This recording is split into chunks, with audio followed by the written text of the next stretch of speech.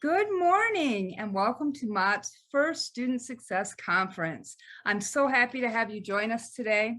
This is the first conference created by students for students. The purpose of today's conference is to celebrate the start of the fall semester, welcome you back to school, introduce you to the new Student Services team-based model, and provide you with information to help support and guide you, not only through this semester, but all of your semesters at the college. Without further ado, I want to introduce Mott's leader. For 7 years, she has courageously led Mott Community College. No matter the charge, she has stepped up and championed for the students, the employees, and the community. It is my privilege to introduce the president of Mott Community College, Dr. Beverly Walker Graffia.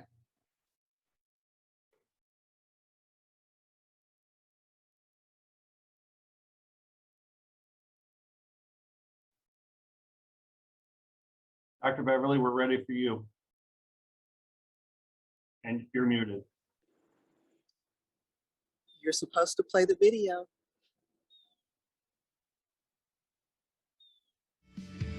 Welcome back to Mott Community College. Some of us have not been on campus since March 2020, 17 months. Wow. I am so excited to see each one of you as you return on campus to learn, enjoy activities, watch sports, and of course, experience the awesome campus supports that we offer. I encourage you to make the most of this year and all the experiences and opportunities that are available to you both academically and socially, like using the library. I'm serious though. They have lots of resources to help you succeed. Whether you need a room for your study group or a privacy carousel to help you concentrate, it's not just books anymore, trust me. Or why don't you try out our writing lab and the math empowerment lab? There are people there just waiting in those areas to help you get an A. What about using the computer labs and the peer tutors that are available to help you understand those tough subjects? And they're going to push you to be the best that you can be. And don't forget, join a club. I'm going to say that again. Join a club or start your own if you don't see one that you want to join. Just drop by the first floor of the Prahl Center and join other students in student life. Now, personally, I love cheering on our many sports teams to national championships, including, get this, our nationally ranked esports team. Did you hear me? Esports. We have that at Mott Community College. Guess what? This is your year. Can you feel it? You are joining a movement, an awesome movement that's changing lives for a changing world. Now let's get this academic year started. So good morning again. Can you feel it? Are you ready to get this academic year started? This is all about you today, teaming up for success. Success. I am counting on each one of you. When you enter Mott Community College's campus, you are going to be successful. Why? Because A, you've come to this session and you are ready to go. But B, we've got all the support services ready for you. Ready for you.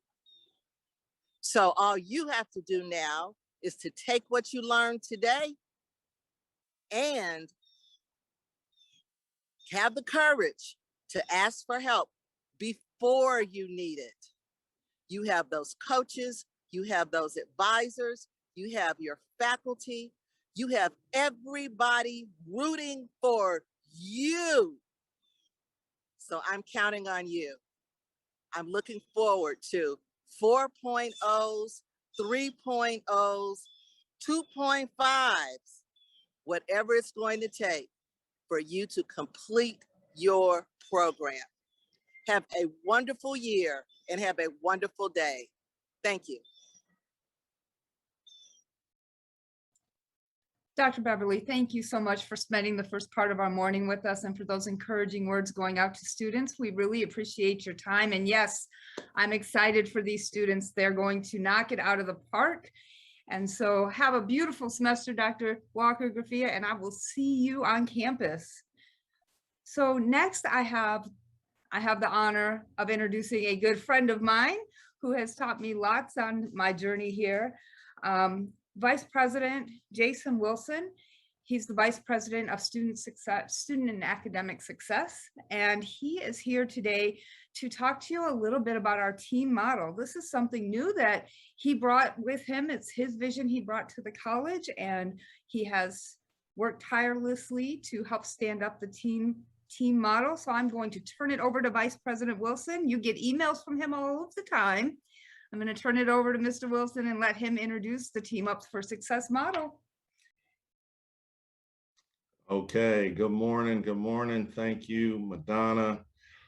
Thank you, Dr. Beverly, and good morning to all. As Madonna said, my name is Jason Wilson. I'm the Vice President of Student Academic Success. She is right. You do get emails from me. Please continue to read those emails. I know a lot of you do because you email me back. I like that because I email you right back. You know that. So continue to look out for helpful messages from me. That communication, that line of communication that we have started between us is an example of what the new success team model is really about.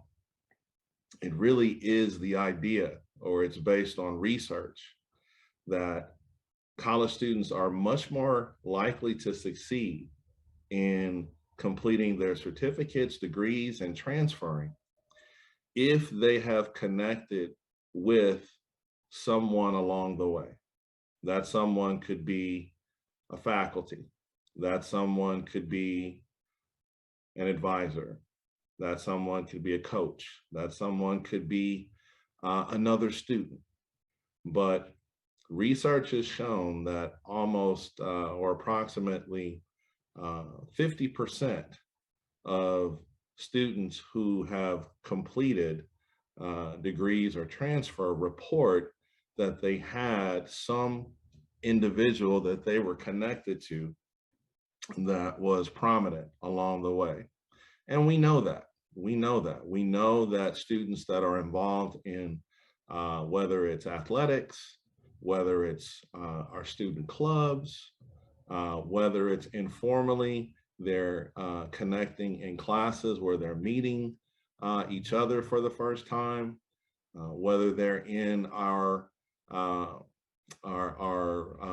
structured environments that are learning cohorts or communities, the honors college, any of these endeavors where students are put together, those students are much more likely to be successful than students that are just individuals and by themselves.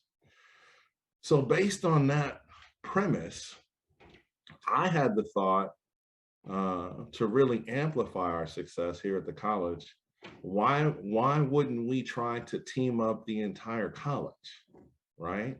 Like, why would we just stop at athletics or clubs or the honors college or some of these other intentional programs designed to team people up? Our TRIO students that are in the TRIO program, if these programs are proven ways to increase success, then we have an obligation at the college to try to create an environment where all of our students can team up, where all of our students can team up.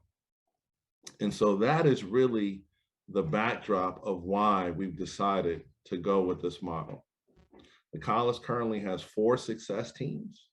Each of those teams has a success coach, and each of those teams is equipped or deployed to those teams are staff from all parts of the college. So the idea is that we want our students to come into the college, and then we want to wrap around you a number of people who are there and available to help you get off to a good start and to keep you engaged and keep you successful. Last year and every year, we launch a survey called the Community College Survey of Student Engagement. And this is the survey that we give to freshmen, where they give us feedback about what their first year experience has been like. As you can imagine, last year's survey results were definitely influenced by the pandemic. One of the common things that, however, was not influenced by the pandemic, and that is consistent across the board, is our students telling us that they want and need more opportunities to engage with each other. So our students in the survey asks, is it important to you to engage and interact with other students? And overwhelmingly, year after year after year, at college after college after college, students continue to report the value that they get when they're put in opportunities to engage with each other. So that is really the premise of what we're trying to accomplish. Think about that today as you go through the sessions, as you listen to the information that's delivered to you. Think about, how can I leave today and make a plan to connect with my success coach or a peer mentor, which I am super thrilled about. You know, the one thing, if you listen, those of us that have worked in this job for as long as we have for our careers know that despite our best efforts, I'm going to send you email after email after email. I'm going to try to get you all the information I can. Those of us that are veterans in this industry or in this field know that the first place that a student is going to go to ask a question is to another student. No doubt. And that's just because that's the way, that's the easiest and best place to go. We recognize that. So if we recognize that, it's important for us to train and inform and build an army of peer mentors who can be those students that are go-tos for the entire college. Can you imagine, as you came into the institution, if we had a peer mentor ready for you at the time you filled out an application, and as soon as you applied, right away, a mentor replied back and said, hey, I'm Jennifer. Hey, I'm Harper. Hey, I'm Christian. I'm your team mentor. I picked those names out because you're going to meet them in a little bit. I'm your peer mentor, and I'm here to help you with everything you need until you complete your degree. Can you imagine how that would have felt for you? That's where we're trying to go. That's where we need, and we need everyone to do that. Everyone has a stake in that claim. We have the ability to amplify success at this college in a way that we never have. And I'm really excited about this opportunity. Again, I want to thank Dr. Madonna Carpenter Jackson. I want to thank all of the success coaches. They're phenomenal, phenomenal people. And this is really, for me, my baby, if you will, in terms of really wanting this approach to change the course, excuse me, of our success trajectory with our students. So have a good day. Look for my emails. I'll be checking in because I'm a part of the team too. And have a good weekend. I want to do a quick plug if I can, Madonna. And you guys talk about it today. Make sure you talk about Fall Fest, Welcome Back Fest. You got an email from me about Welcome Back Fest. I expect to see all of you who can make it tomorrow at Brush Park downtown from 6 to 12. That's our Welcome Back Fall Fest. We have so much going on down there. So please, please, please come and hang out with us for a little bit. It'll be great to see everybody. Okay, I will see you guys tomorrow, and I will see you guys obviously throughout the rest of the semester. Have a great day. Jason, thank you so much for taking some time to be with us today and explaining the team concept for our students. It's super exciting, and I'm so happy to have you explain it. And working from home, sometimes this happens. So I'm going to quickly transition, and I'm going to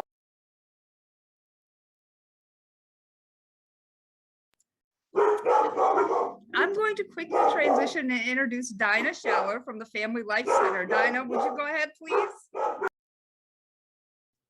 Thank you, Madonna. I have a quick little slideshow that I would like to show you guys to let you know what's happening at the Lenore Crowdy Family Life Center. I'm very excited to share this with you, and I'm excited that we're here and we're on campus, and maybe some of you have come over and visited us. And if you haven't, I would encourage you to come over because we have a lot of resources, supports, connections, and just anything to assist you while you're here on your journey at Mott.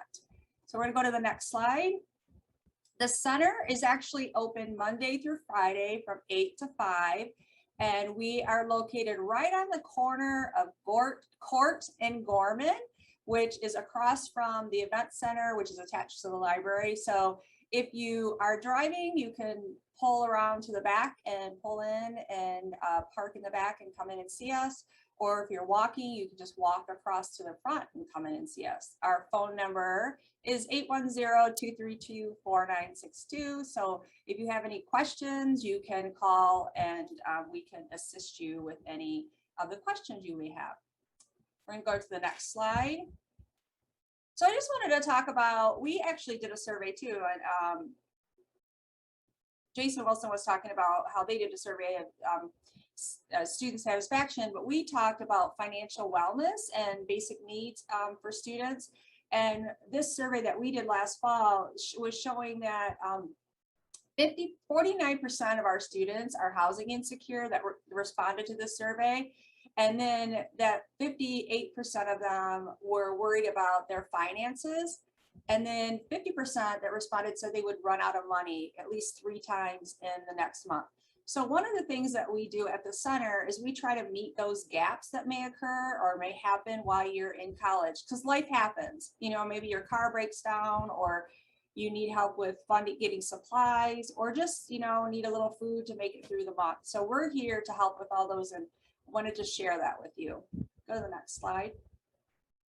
And then the student resilience and the student life cycle. So this is responding from students who responded in the fall of last year, but 78% of the students who responded said they work 20 hours a week. So if you're working 20 hours a week and you're trying to go to school, I'm sure there's a lot of things that people are juggling. So we try to make it easier to connect you to anything you may need. 70% of the respondents worried about having enough money to pay for school. 62 said they would use financial support services if they were offered, and they are offered through the Family Life Center, through the Financial Aid Center, through the Financial Opportunity Center. And then 50% of the students are concerned about paying for monthly expenses. So if you fall into any of these areas, the Family Life Center is a great place to come, because we can connect you not only to resources that we here have at the center, but resources that we have within the Genesee County and then within the state of Michigan. I'll go to the next slide. So this is my Did You Know slides, which you may be seeing around because we've been sharing them with faculty and staff to share with students.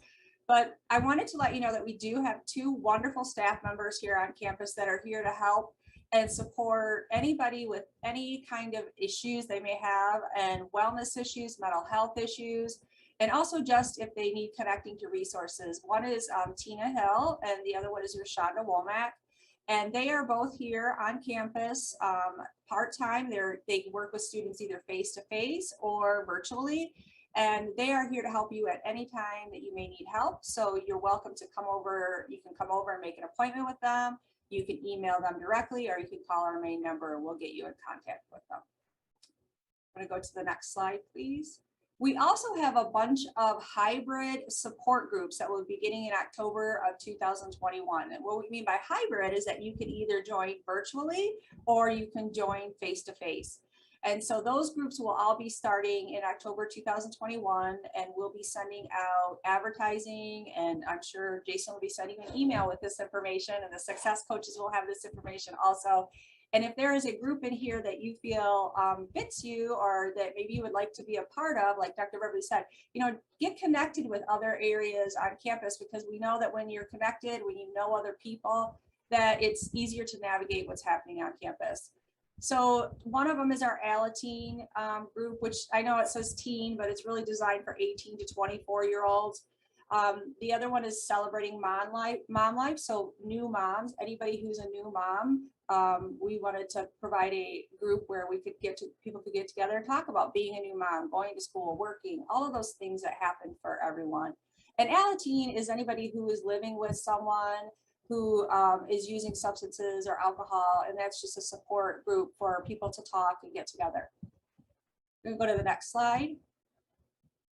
We also have a hybrid grief and loss group that's going to be run by Rashonda Womack, and that is a lot of us have experienced a lot of loss and a lot of things that have happened during the pandemic. So we want to provide a safe space for people to just come and talk and share. We also have another awesome opportunity, and it's being done by Sean Hart, who actually does a lot of great work within Genesee County. He's doing a men's group, and it's called EDGE. And it's a group where he provides you with just success tools and time management tools and organizational tools, but it's designed specifically for men. So that group will be starting in October too. And then the next slide. We have our Gender and Sexuality Alliance group, and that one actually is all set up to get started, and that is being run by a former Mott student who actually started the group while she was here at Mott, and then it kind of disbanded, and now it's coming. She actually works out in the field. She's a social worker, and so she is providing a safe place for students to meet, support each other, and talk about queer issues, and that will be a hybrid also.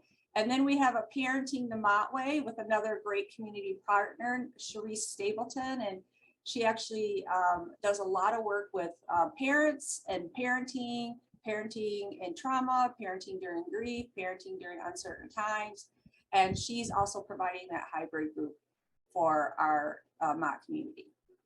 So we'll go to the next slide. We have another group that is run by a former Mott student, and his name is Percy Glover, and it's called Nations Outside. It's Project Evolve, and it's for anybody who has been involved with the court system or been involved with the jail system. Family members have been in jail or incarcerated, and this is for people who maybe have been incarcerated or returning citizens, and that group is being run by him. And Percy is a great activist who's been involved in Genesee County for a really long time, and his story is on the flyer if you get a chance to see it. But he actually was incarcerated for 20 years, and then he came to Mott. He landed right at Mott. He got his associates, got his bachelor's, has his master's, and now he works with Sheriff Swanson and works in the Genesee County Jail. And he's a great advocate for people to help them, and he provides the same type of safe support group area just to build up skills and talk and share. So that's another group that's going to be offered in October, a hybrid. And the last one that we have is called Fostering Student Achievement. And that's for anybody who has been in the foster care system. We have former foster students who are attending Mott who've helped build up this group. And we meet on a monthly basis. We have community partners that meet with us. We have financial aid that meet with us. And we cover different areas of life domains like financial issues, connecting to where do you connect to people? And we just want to provide a safe space also to just talk about different areas that of need, or just, you know, share successes. And that's going to be a hybrid group also. So any of those, if you're interested, just call the Family Life Center and we will get you connected to those with that information. I'm going to the next slide. So we do have some new programs at the Family Life Center. One of them is called Delivering Mott Eats, and this is a great program. We started it this summer. If you are a student at Mott and you live in the city of Flint and you have any children in your home from 0 to 19, we will deliver a healthy food box with healthy recipes and all the supplies to make it, kind of like our version of HelloFresh.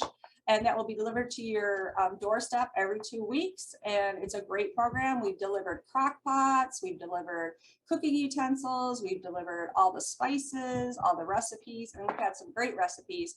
And so if you're interested in doing that, we have an application that all you have to do is go on and apply, and then we put you on the list. And this program is lasting for a year, and you'll stay on the program for the entire school year unless you want to be off, but all you have to do is sign up once. So if you know of people who live in Flint and they are a student at Mott and they have somebody 0 to 19 living in their home, please encourage them to sign up, because we would like to be able to provide them with this wonderful opportunity. Next slide, please. We also want you to know about, there are some great resources within the state of Michigan, within the federal government, and within Genesee County that are out there for people who maybe don't know about it. One of them is there's the emergency broadband benefit, which is available to anybody who's eligible.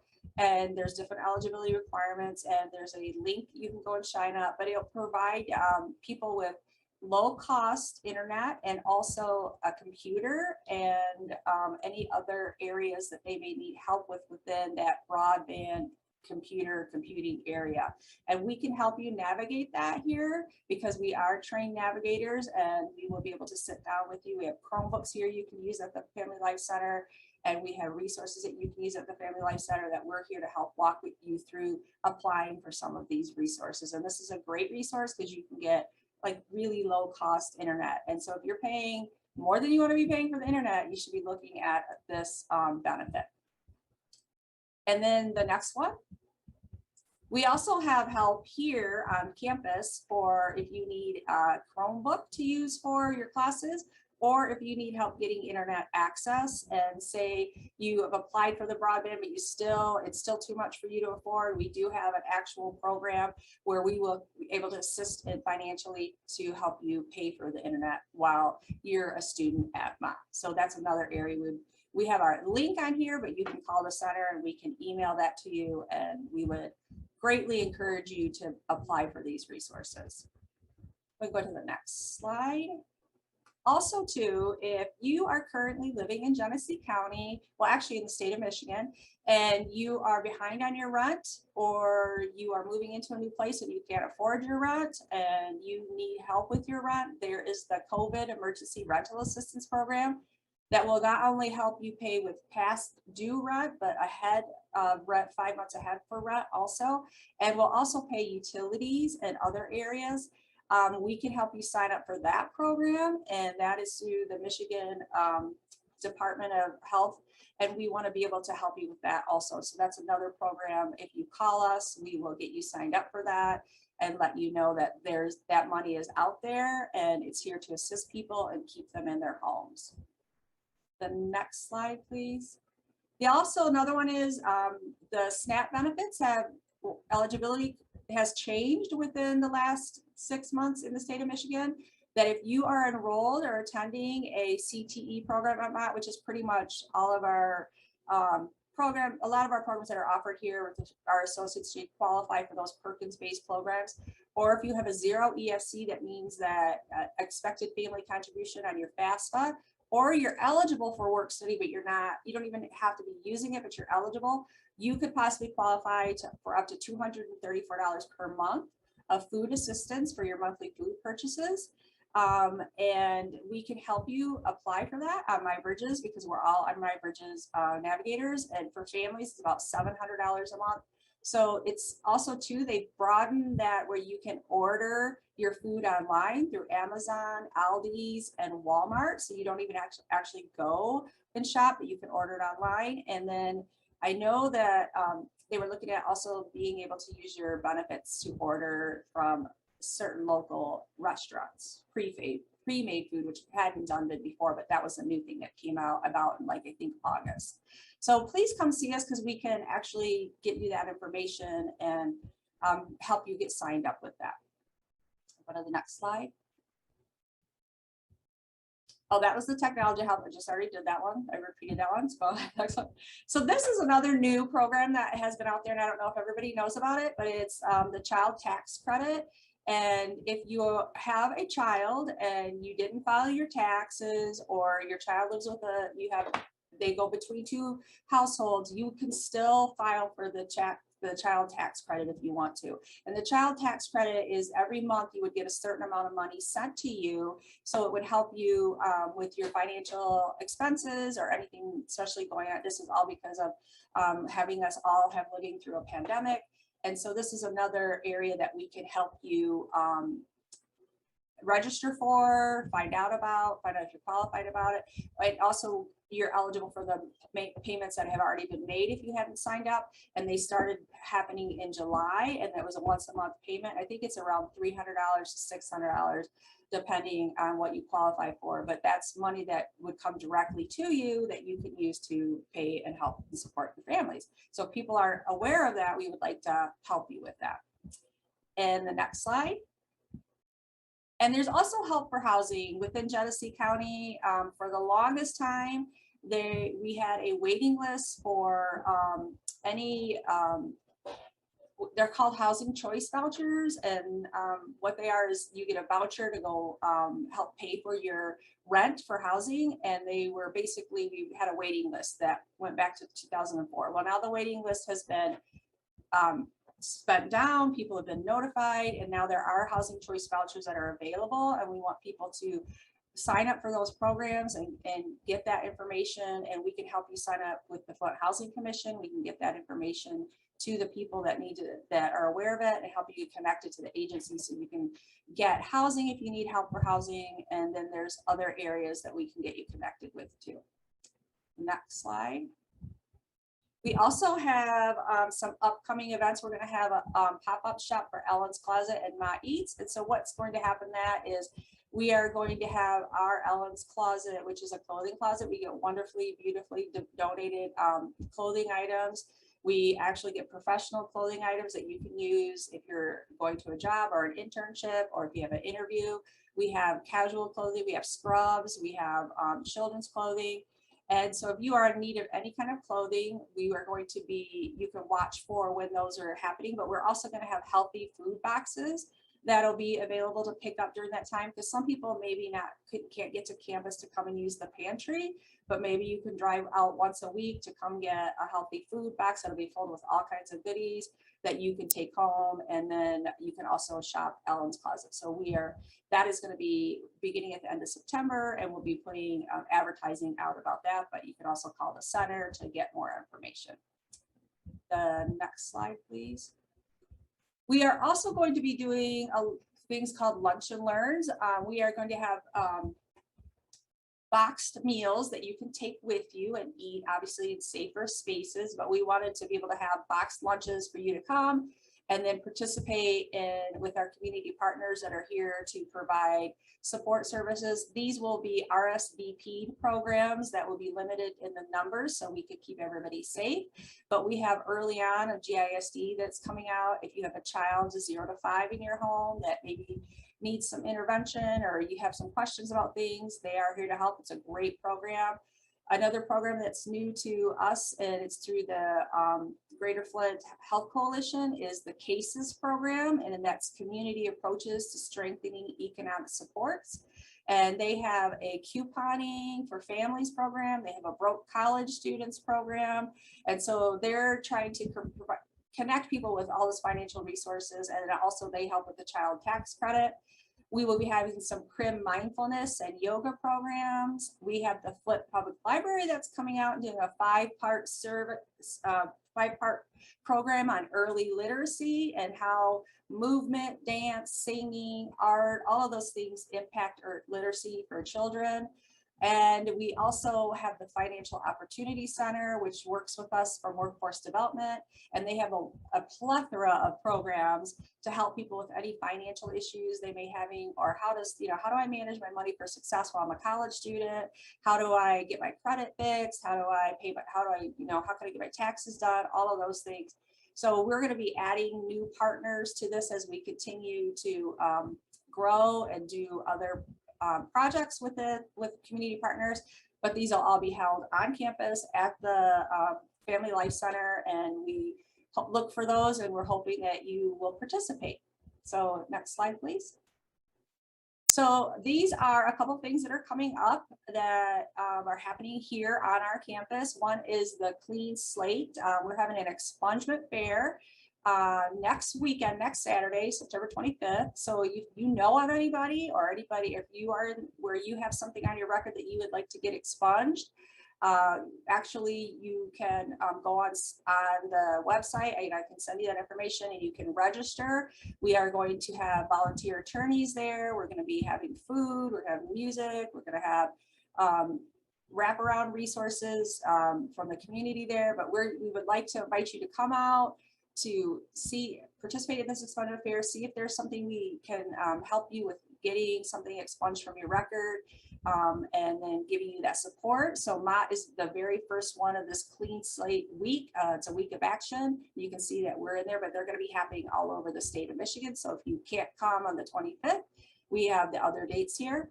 The other event that we're having on campus at the event center outside on the 25th, the expungement fair is at the Ballinger Fieldhouse. The other one is with the National Alliance on Mental Illness. It's called Illuminate, and it's basically bringing awareness to the fact that, a lot of us have, are working with mental health and mental wellness issues, and they have a guest speaker who is going to be coming. We have a walk that's going to be happening, but that's from 4 p.m. to 8 p.m. on September 25th. There'll be a lot of resources and information, and it's free to the public. So we want you to just come and enjoy and get as much information as you can. The National Alliance for Mental Illness has a lot of great peer groups. They have family-to-family groups. They have peer-to-peer groups. So if you are living with someone who's being impacted by a mental illness, or you yourself are being impacted by a mental illness, there's a lot of wonderful support groups that are coming through the National Alliance of Mental Illness in Genesee County. And we just want to make sure that everybody knows that they're here. We're here to support you and help you. The next slide, please. So we also have partnered with the Michigan Department of Human Services and a couple other agencies to do car seat safety checks at the Lenore Crowdy Family Life Center once a month. And we also, if you are eligible, you can apply for, we have free car seats to give to people who may not have the right size car seat or the newest car seat. And we want to make sure that everyone's children are driving around in a safe car seat that's buckled in correctly. And these people are all trained and have gone through weeks of training to know how to put a car seat in the right way. And I remember when I was trying to put my children's car seat in, that was very frustrating. So you can make an appointment. We're doing it tomorrow from 10 to 1. That's because that's the once a month that we do, but we'll be doing it once a month through the entire year. And then we'll also be helping students getting car seats for their children. And this is the Broke College student that was actually yesterday on Zoom, but they're going to be doing some new ones, and I wanted to share that with you. But how to get some credit tips, how to manage your money, how to budget, how to get any financial resources. That we will actually be bringing to the Lenore Crowdy Family Life Center. So that's another option for you too. Go to the next slide. So here are some helpful links that you can check out our page on the Mott Community College webpage. If you just type in Lenore Crowdy Family Life Center, it'll take you to the home page. So we would love for you to come to the center because we have the Mott Eats Food Pantry that you could come and shop at once a week. We have grab and go items. We have items you could take home and cook. We are going to have the GISD nutritionist come out and do some show how to make some meals with the items we have, and we'll be giving away some crock pots and some other types of items for students to use at their homes. And then we also have Ellen's Closet, and then we have Chromebooks for you to use. We have spaces for you to study. And we are just here to help, and we want you to know that we're here to assist and here to help in any way that we can. And if you have any questions, you can reach me at the center at 810-232-4962. So thank you very much, and I hope to see you soon. I'll turn it back over to Madonna.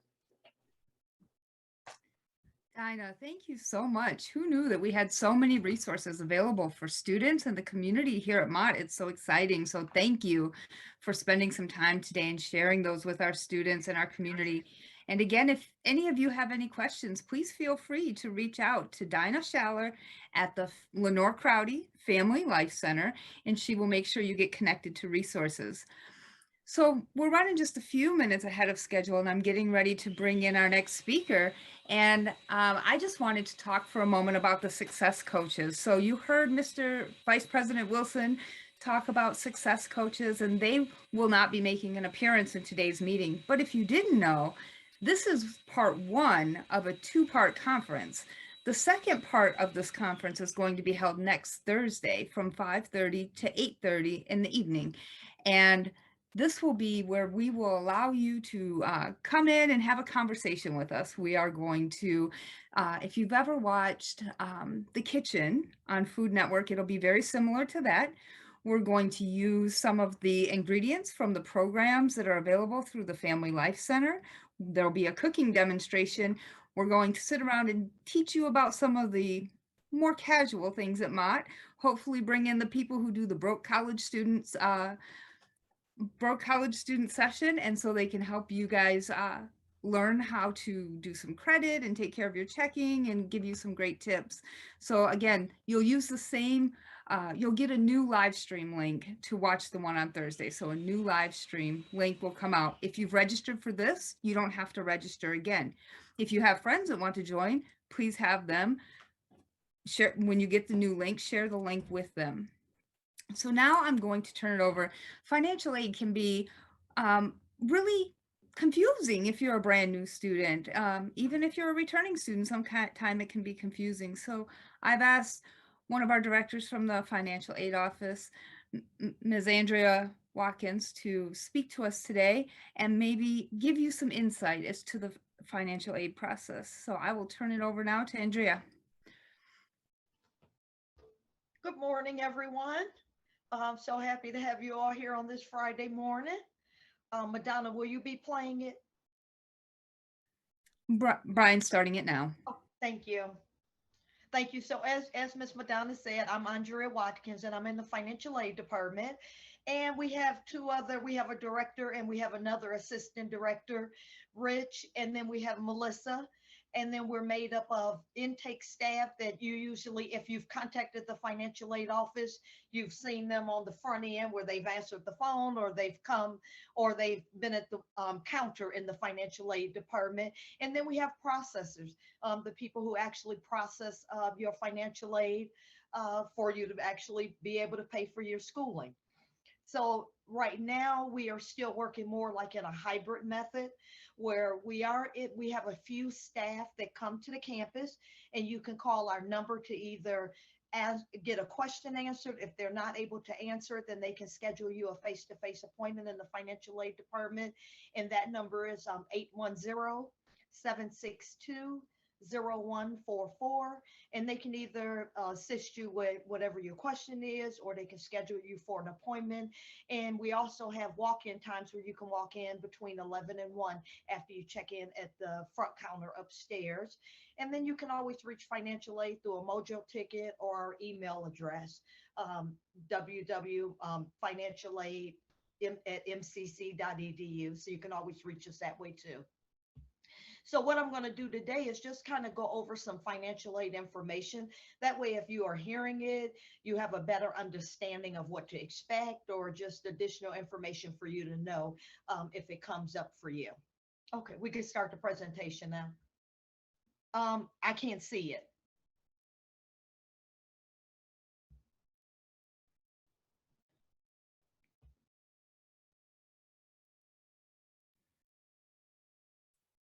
Andrea, if you click on the Ed Media video window, you will see the presentation.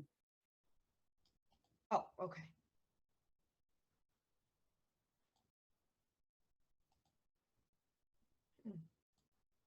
Okay. Okay, so the first thing is that you apply for financial aid. How do you apply for financial aid? So you complete the free application for federal student aid, which is called the FAFSA. And the FAFSA becomes available every October 1st. So right now you all have completed the 21-22 FAFSA for the current school year that we're in. And then on October 1st, the FAFSA for next academic year will be available. And that one is the 2022-23 FAFSA.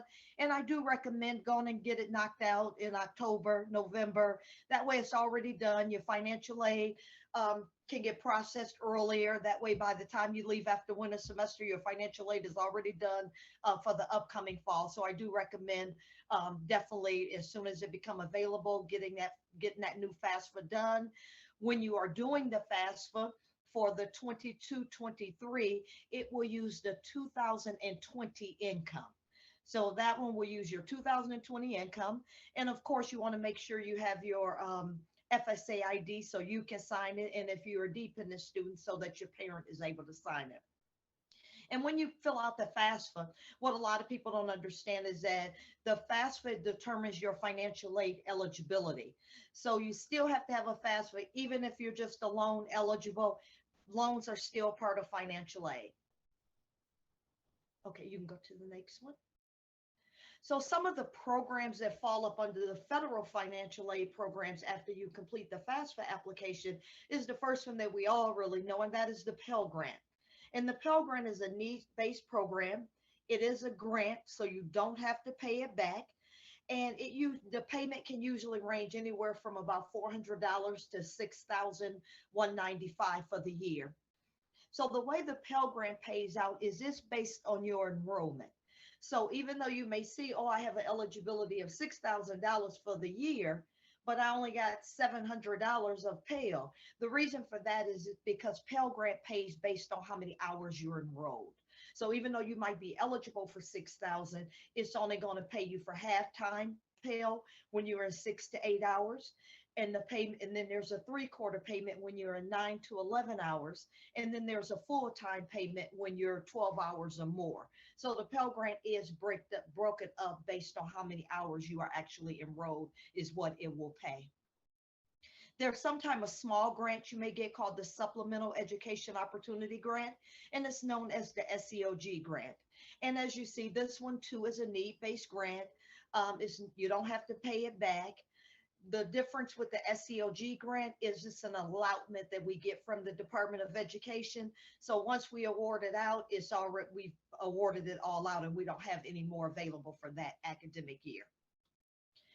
There's also a federal work study program, and some of you may have seen that on your award letter.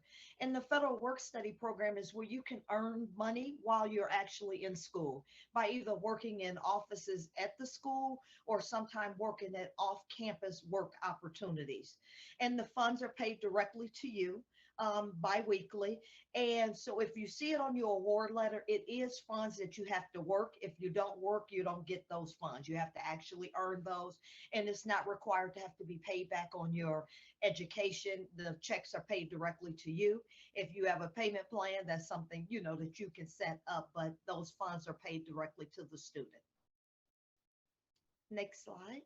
So here's some additional new programs that's come out this year. And two of them, one is called the Reconnect program. And some of you may have the Reconnect program. So the Reconnect program is a free tuition program based on our in-district community charges. And if you haven't already earned like your associate degree and you're 25 years or older for this program. The difference with the Reconnect program and some of the other programs is this considered a last dollar program.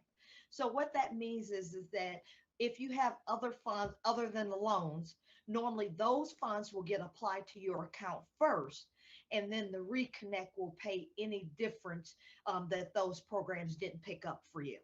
So if you're a person that got all student loans and you don't want the student loans, you don't have to take them to reconnect with pay, for your whole tuition and any mandatory fees. If you had other things like the Pell Grant, then they're going to be applied to your account first, and then that Reconnect award will be applied to your account. With the Reconnect, it does not cover book charges or other fees that are charged directly by the course that you're in.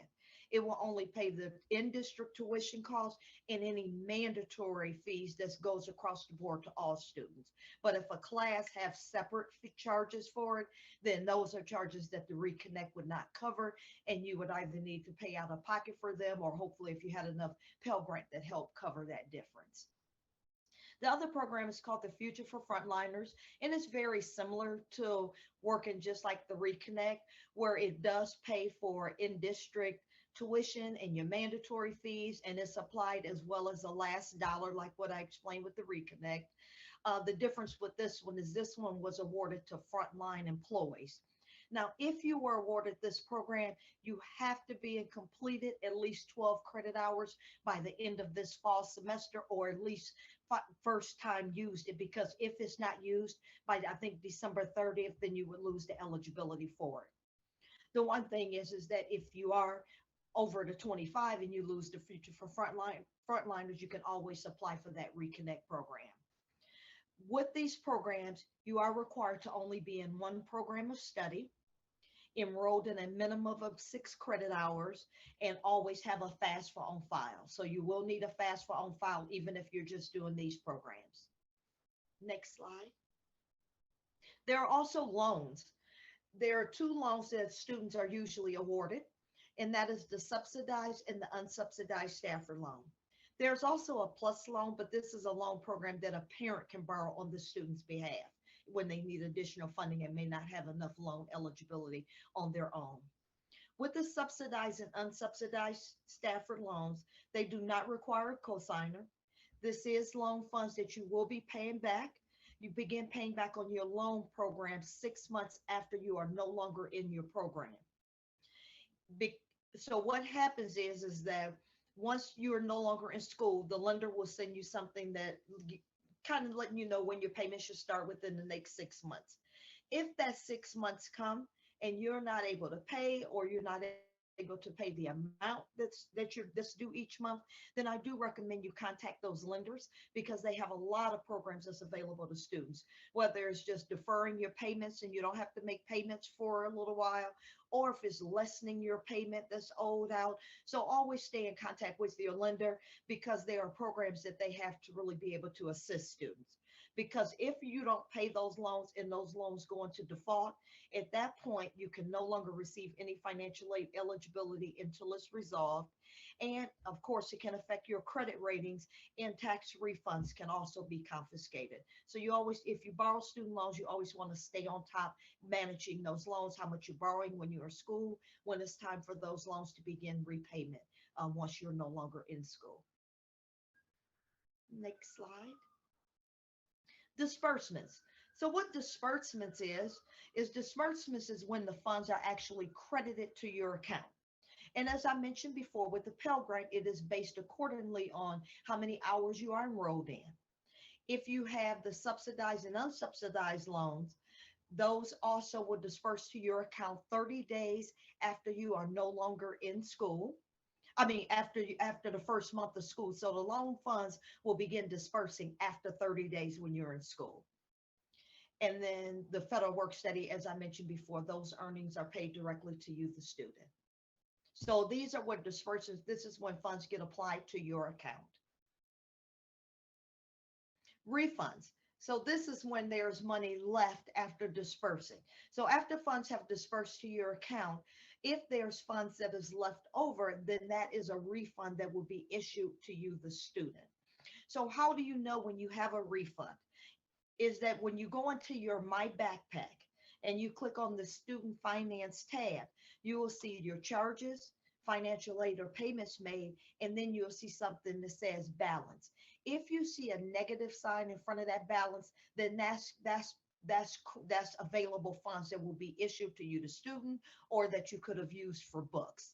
And usually refunds, begin being dispersed about 4 to 5 weeks after the semester begins. And you would go into the cashier's website under Bear Direct. And at that point is where you can set up how you want to receive your funds, whether you want it to be directly to your account or if you'll just be receiving a paper check. And you can log into Backpack to set all of that up. So let's say you finish this semester. So when you receive financial aid and when you don't receive financial aid, because it's the possibility that you might, is that the financial aid department monitors your satisfactory academic progress. And this is important because a lot of students don't always know that this is being monitored and they feel this is money that they have. How can you take it away? Or, you know, I just got started college. I wasn't for sure if I was ready. So what we have to do from the Department of Education regulations is we are required to monitor satisfactory academic program, your progress. And what we are monitoring is your GPA. So with the GPA, you're at least required to maintain a 2.0 or above. We look at completion rate, which is called PACE, and that's where you have to complete at each semester at least 67% of what you registered for. And then we also monitor your maximum time frame, how long it should take you to actually graduate and finish your program. And the Department of Education gives you up to 150% of completion for that program. So usually if a person program for their associate is like 60 something hours, then they can go up to about 97 hours, not about 93 hours in the maximum time frame. And what that is because the Department of Education recognizes that life happens. You might want a better grade in a class. You might have ended up having to drop a class and retaking that class. So they understand situations. So that's why they allow you the additional time to actually be able to successfully complete your program. Now, what happens with satisfactory progress is first, if you wasn't meeting the 2.0 or you only completed 50% of your classes after the first semester, what will happen is you will get an email from financial aid telling you you're on warning, and it will list these reasonings why you're on warning.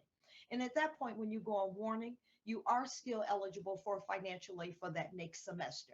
But it is letting you know that you want to make sure that you have a 2.0 or above and that you complete everything that you register for, or at least that's 67%. If after that warning semester, you still was not able to be as successful, then your financial aid will go into financial aid suspension, and that will determine that you won't be eligible for your financial aid. But because the Department of Education do recognize life happens, they allow a student to appeal this decision. And at that point, what you do is that you will go into a special database for financial aid. You will write a statement on what affected you that semester that you wasn't able to be successful. And then you're able to provide any third-party documentation to us to support your statement, and you would just submit that. And usually within 5 to 10 days, you usually will get a decision on if you're approved. And if you approve, then you will get approved and you will be eligible to get your financial aid. If it's denied, then you won't still be eligible to use that financial aid for that next semester.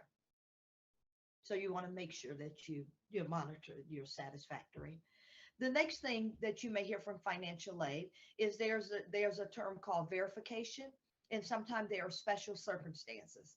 So if you're selected for verification, that was a random selection from the Department of Education. And when that happens, what it means is that financial aid have to verify everything that you listed when you completed that FAFSA application. And we can't award your financial aid until your verification is completed. So sometimes the verification could be your household income. Sometimes they might require us to get your high school completion, whether it's a copy of your diploma or a transcript.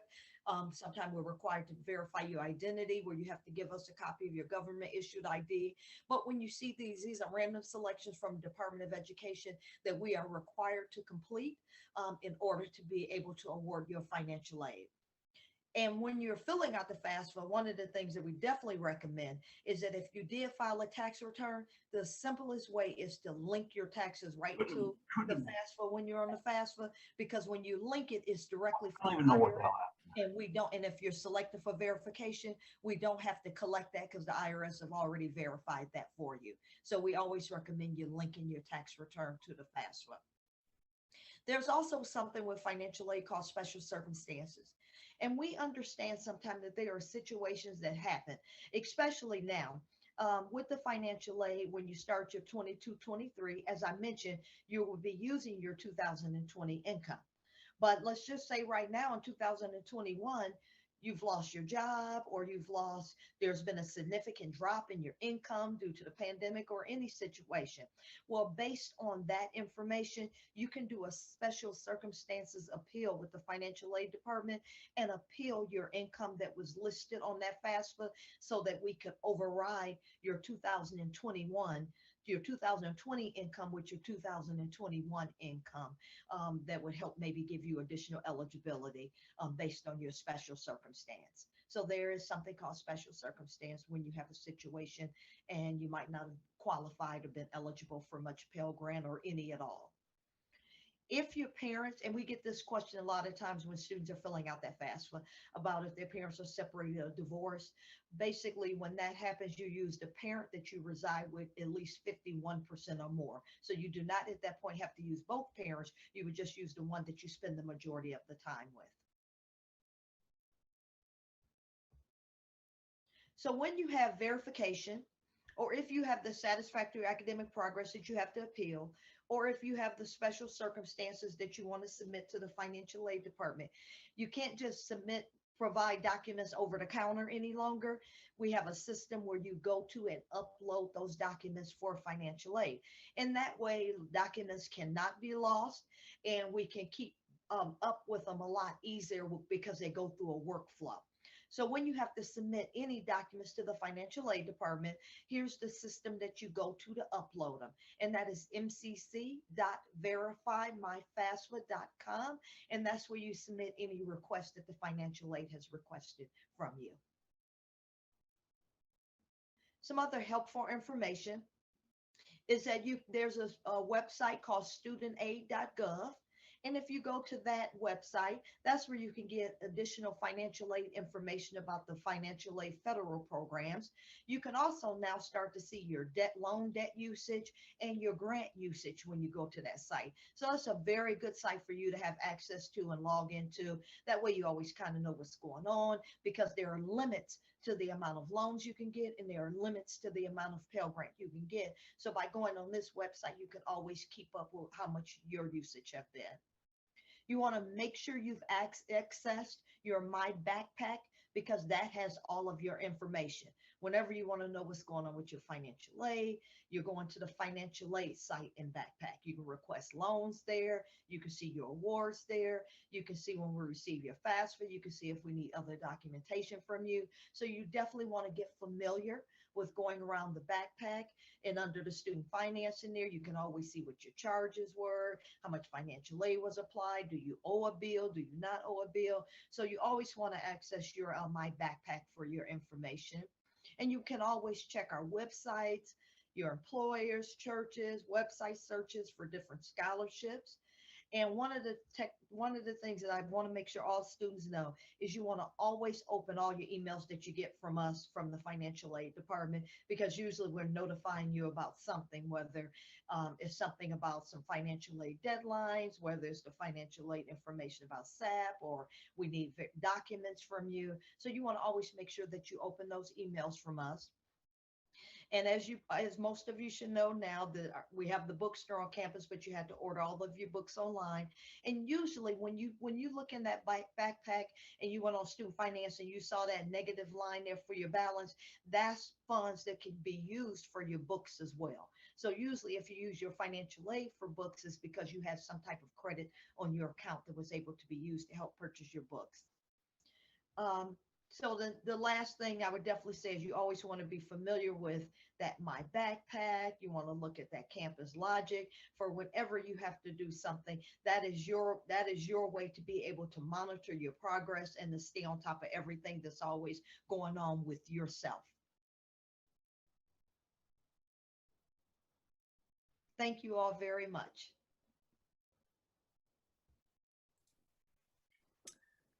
Thank you, Andrea. That was such helpful information about financial aid. And who knew that I could apply so early for next year's aid?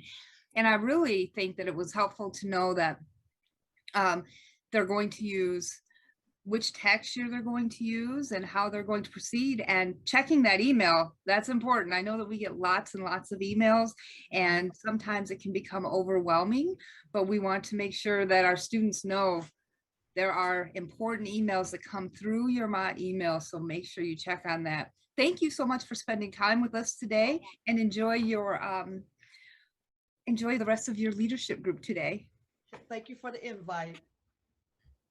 Okay, so we're going to move on, and I'm super excited. All of these presenters are inspiring to me. However, the next two that are going to come on are going to talk to you about how to be active on campus. I'm super excited because they bring the party every time they come to a screen, and it makes me so happy because it will, financial aid's kind of heavy. It's a little heavy. And now we're going to talk about student life and athletics, the really fun stuff. So I'm going to pause and turn it over to Allie Dowdle. She is the student life coordinator, and she's going to tell you guys about all the fun things going on campus, and then she'll turn it over to athletics. What's up, everyone? Madonna, thank you so much for the great introduction. Mad respect, my lady, mad respect. So again, everyone, my name's Allie Dowdle. I'm the student life coordinator here and the assistant volleyball coach at Mott. And like Madonna said, I like to party in a good way on campus. So I'm just going to be talking to you a little bit on why it's important to engage and what being engaged and joining a club can do for you all during your college career here. So in order for me to properly do this, I just got to give you kind of a quick background about myself and kind of what I did in college so I can help relate with you guys. So like a lot of you who are from this area, I was a Cardinal, Davidson Cardinal graduate in 2012. And after I went down to Alabama and I played volleyball at Troy University. And I remember when it was my first semester, I was really just going to practice, going to workouts, and going to my classes during the day and sitting in study hall and wasn't really doing anything. I really only hung out with my teammates, and then on the weekends, we were traveling all the time. So although I was on a team, I was really lonely and I didn't know what to do on campus. Like I just wasn't involved, and I felt like there was just something missing, in my first semester. So after I came back after Christmas break, I remember being in class and this guy literally sitting next to me was like, Allie, what are you doing later today at 3:30? And I said, well, Ryan, I don't have anything until 5 o'clock.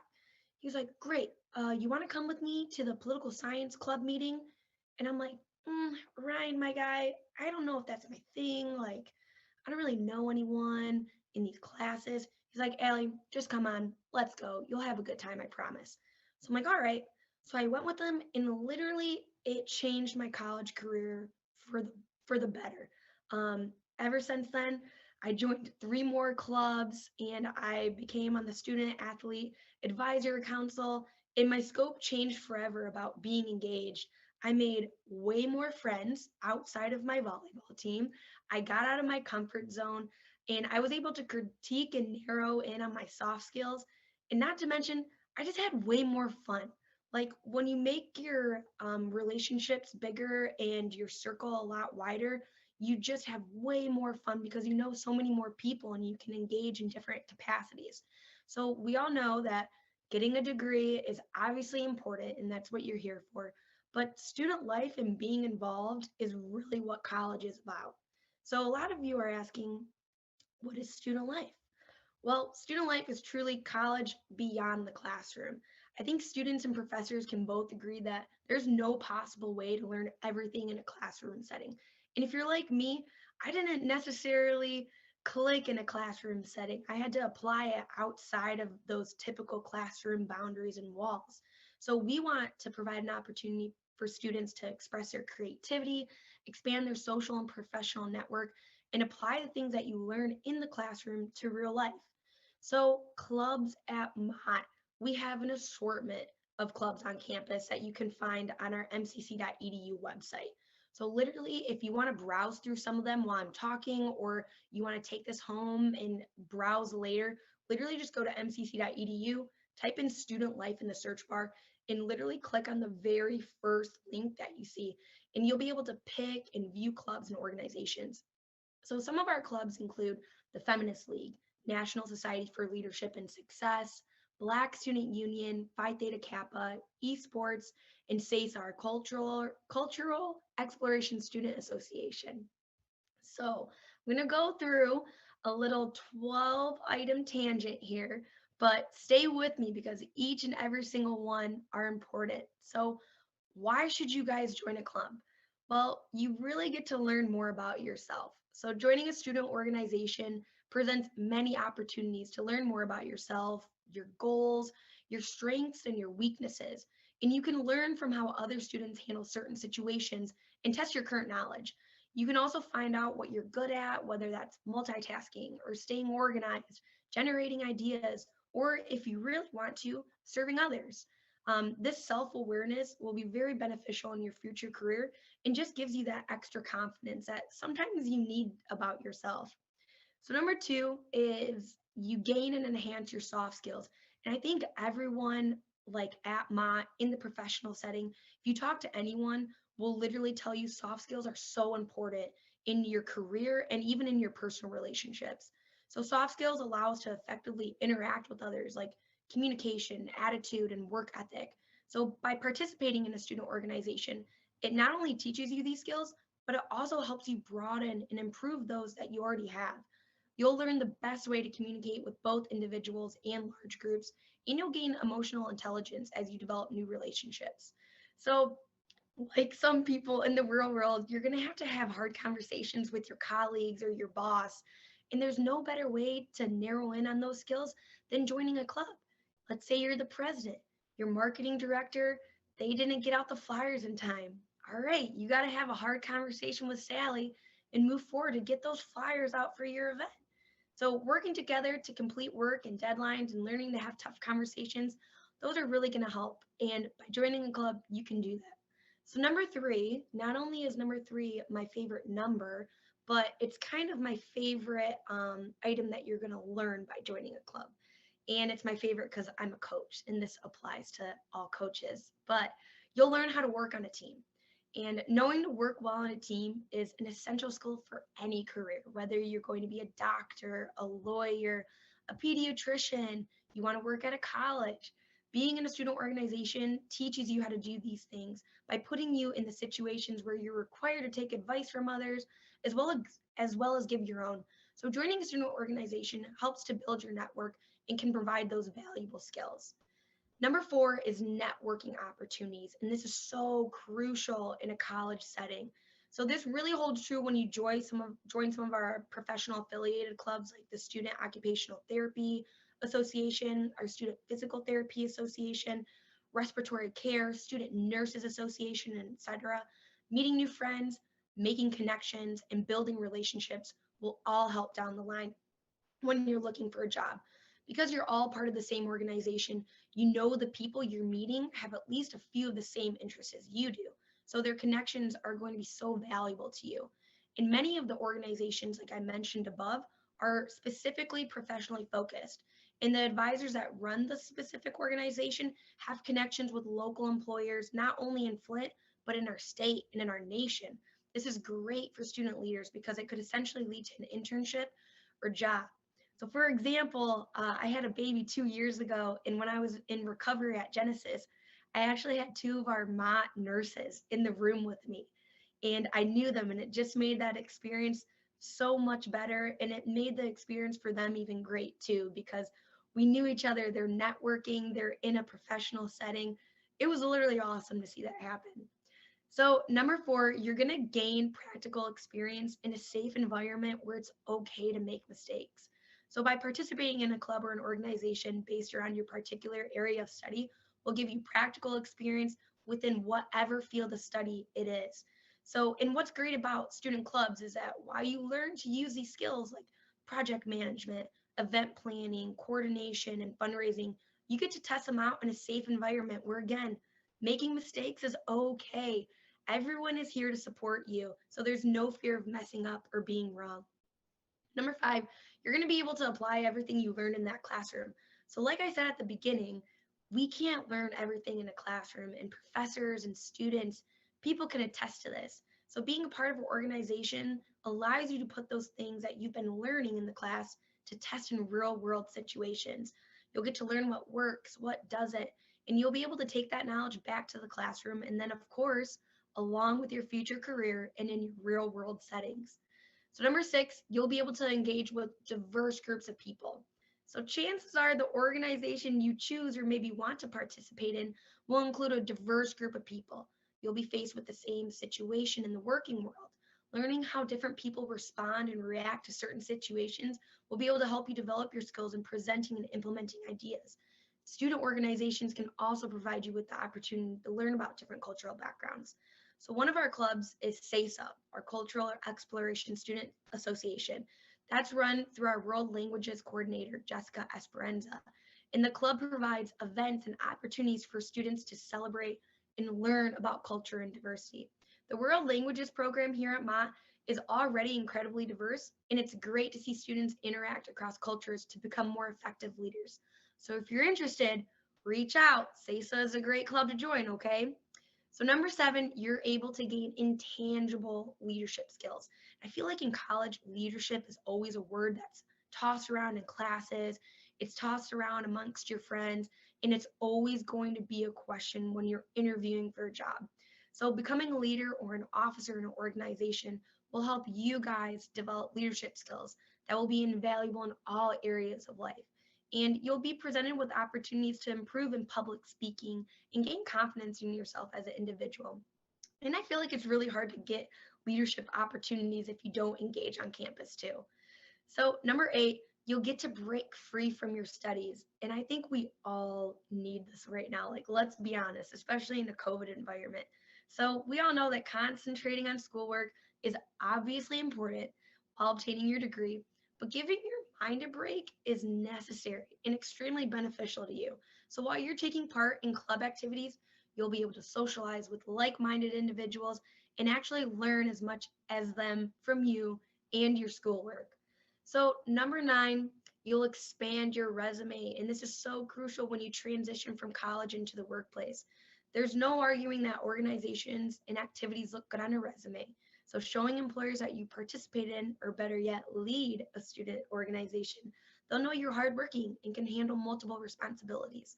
A lot of workplaces not only want to see that you get a good GPA, but they would love to see if you have a 3.2. You're the president of Phi Theta Kappa, and you're also an active member in 4 other organizations, and you volunteer your time on the weekends. That's way more valuable to them than someone who just goes to school and gets a good GPA, let's be honest. So if you're interested in this, we do have co-curricular transcripts at Mott. So every time you join a club, if you're interested in printing off that co-curricular transcript, just let me know. We can get it for you, and you'll be able to take that on to your next university or your next job interview with you, so you can prove the extracurricular things that you did at Mott. So number 11, you'll be able to give back to your community. And I think this is one of the most important ones. So many student organizations provide opportunities to give back to the community, whether through acts of service, sponsoring events, or hosting charity drives. Not only is this good for society, but it teaches all of us how future businesses and future employees can give back too. So one of the most rewarding things about being in a club is hosting fun events for the campus community. Like, let's be honest, like, who doesn't like to have fun on campus? So by giving them networking capabilities and a chance to have fun with their peers is something really rewarding. And last but not least, guys, you're gonna have fun, okay? Meeting new people, making new friends, and participating in activities will help you make the most of your college experience here at Mott. So you're probably wondering, how do I even start a club? Well, all you need is 2 to 4 members. So if you grab some kids in your class, you decide you want to start a squirrel watching club, great.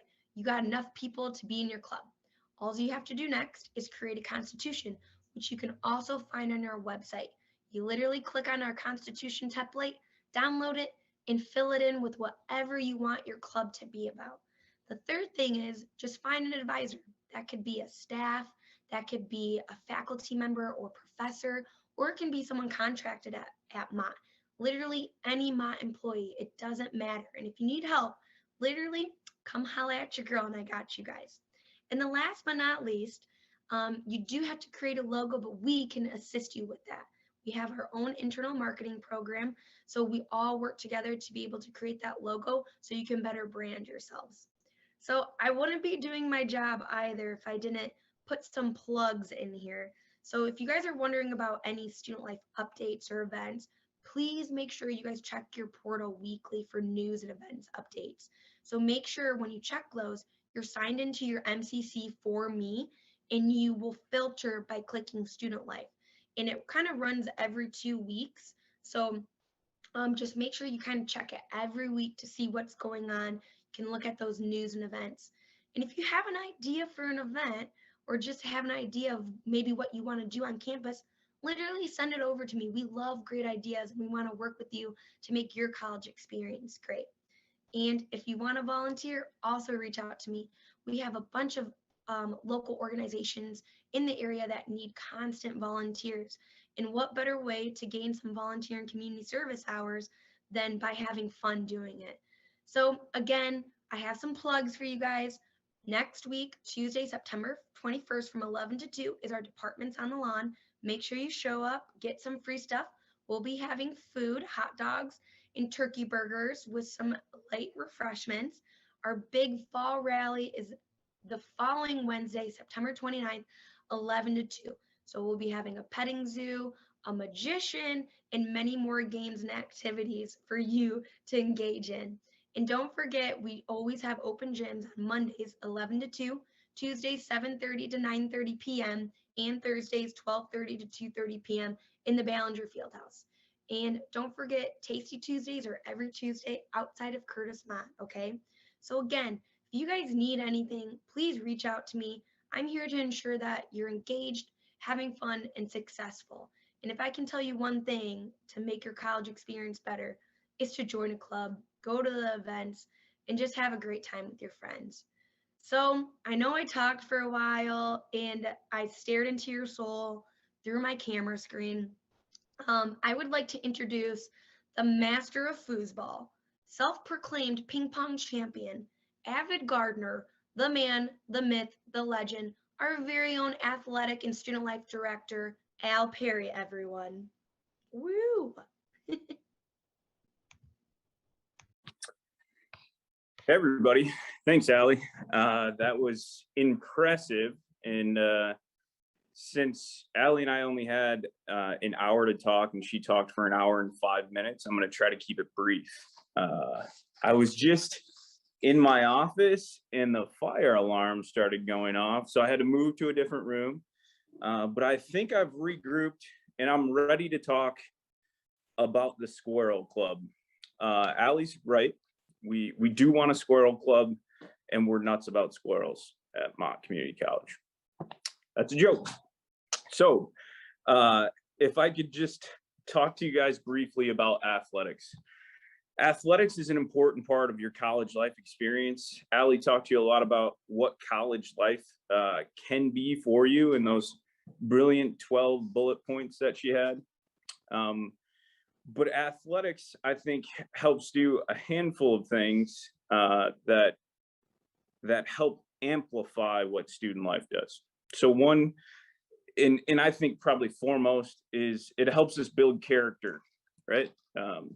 When we have an opportunity to compete, we have an opportunity to kind of figure out who we are, learn the processes and procedures to better ourselves on a daily basis, and figure out what sacrifice is all about. In that same vein, academic success comes from that. We have the ability to kind of focus on our academics and learn through our experiences in athletics. What Allie mentioned, but I'd like to just draw a formal point on, is we know that the more you're on campus and the more you're here, the more likely it is that you're going to be successful in your academic adventures. So come to campus often. Being engaged with athletics, whether as a fan or an actual student athlete, is going to help you do that. Third, it helps us engage in the community. We obviously have robust athletic programs, which I'm going to touch on here briefly on what we have.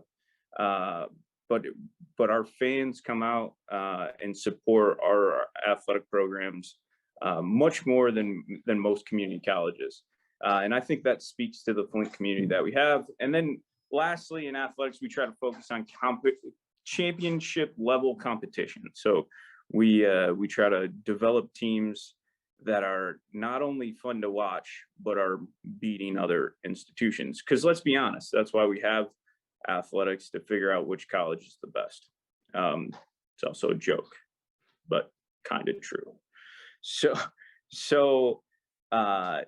next, I want to talk a little bit about the sports that we have here at Mott. We have men's and women's cross country. We have volleyball, men's basketball, women's basketball, golf, softball, baseball. And our two newest sports are wrestling and esports. That's right, esports. So those of you that are esports aficionados, you're probably wondering which games we have. It actually changes quite frequently. The two competitive titles that we had last semester were Valorant and Super Smash Brothers. So I don't know much about either one of those things, but we compete in them and we do extremely well, which is exciting.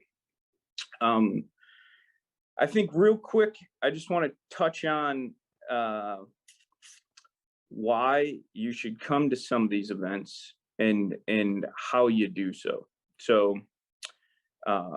first of all, you could always join a team.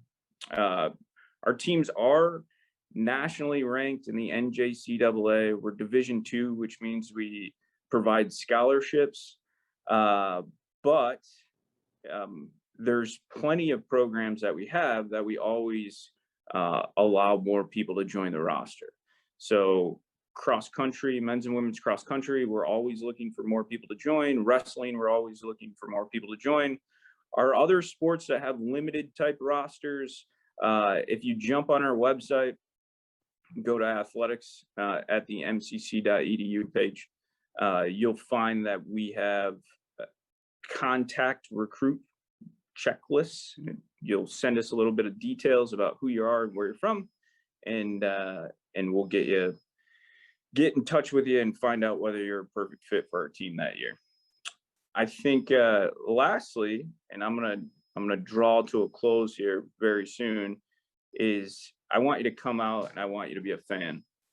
You can do that either on our social medias as a digital fan, if you will. That's becoming more and more popular these days. Twitter, we're at Bruin Club, and on Facebook, we also have a page there, Mott Community College Athletics. We live stream almost all of our games, so if you can't make it here in person, physically on campus, don't fret. You can always watch from the comfort of your own home.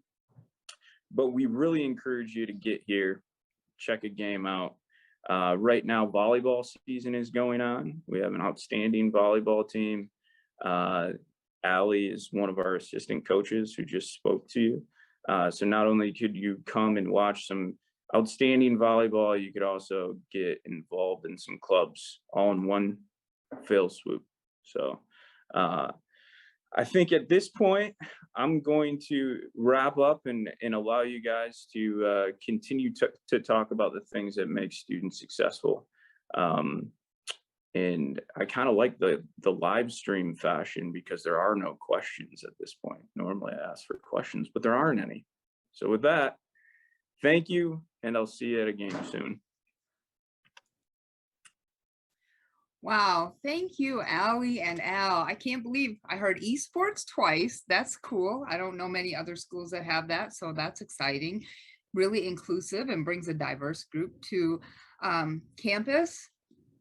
And Allie, talking about those soft skills, how amazing. Like, I didn't get that experience in college because I, unlike you, was a part-time evening student. So I didn't have a lot of opportunities to get on sports and learn soft skills. So I really didn't learn those until I entered the workforce, and that was overwhelming.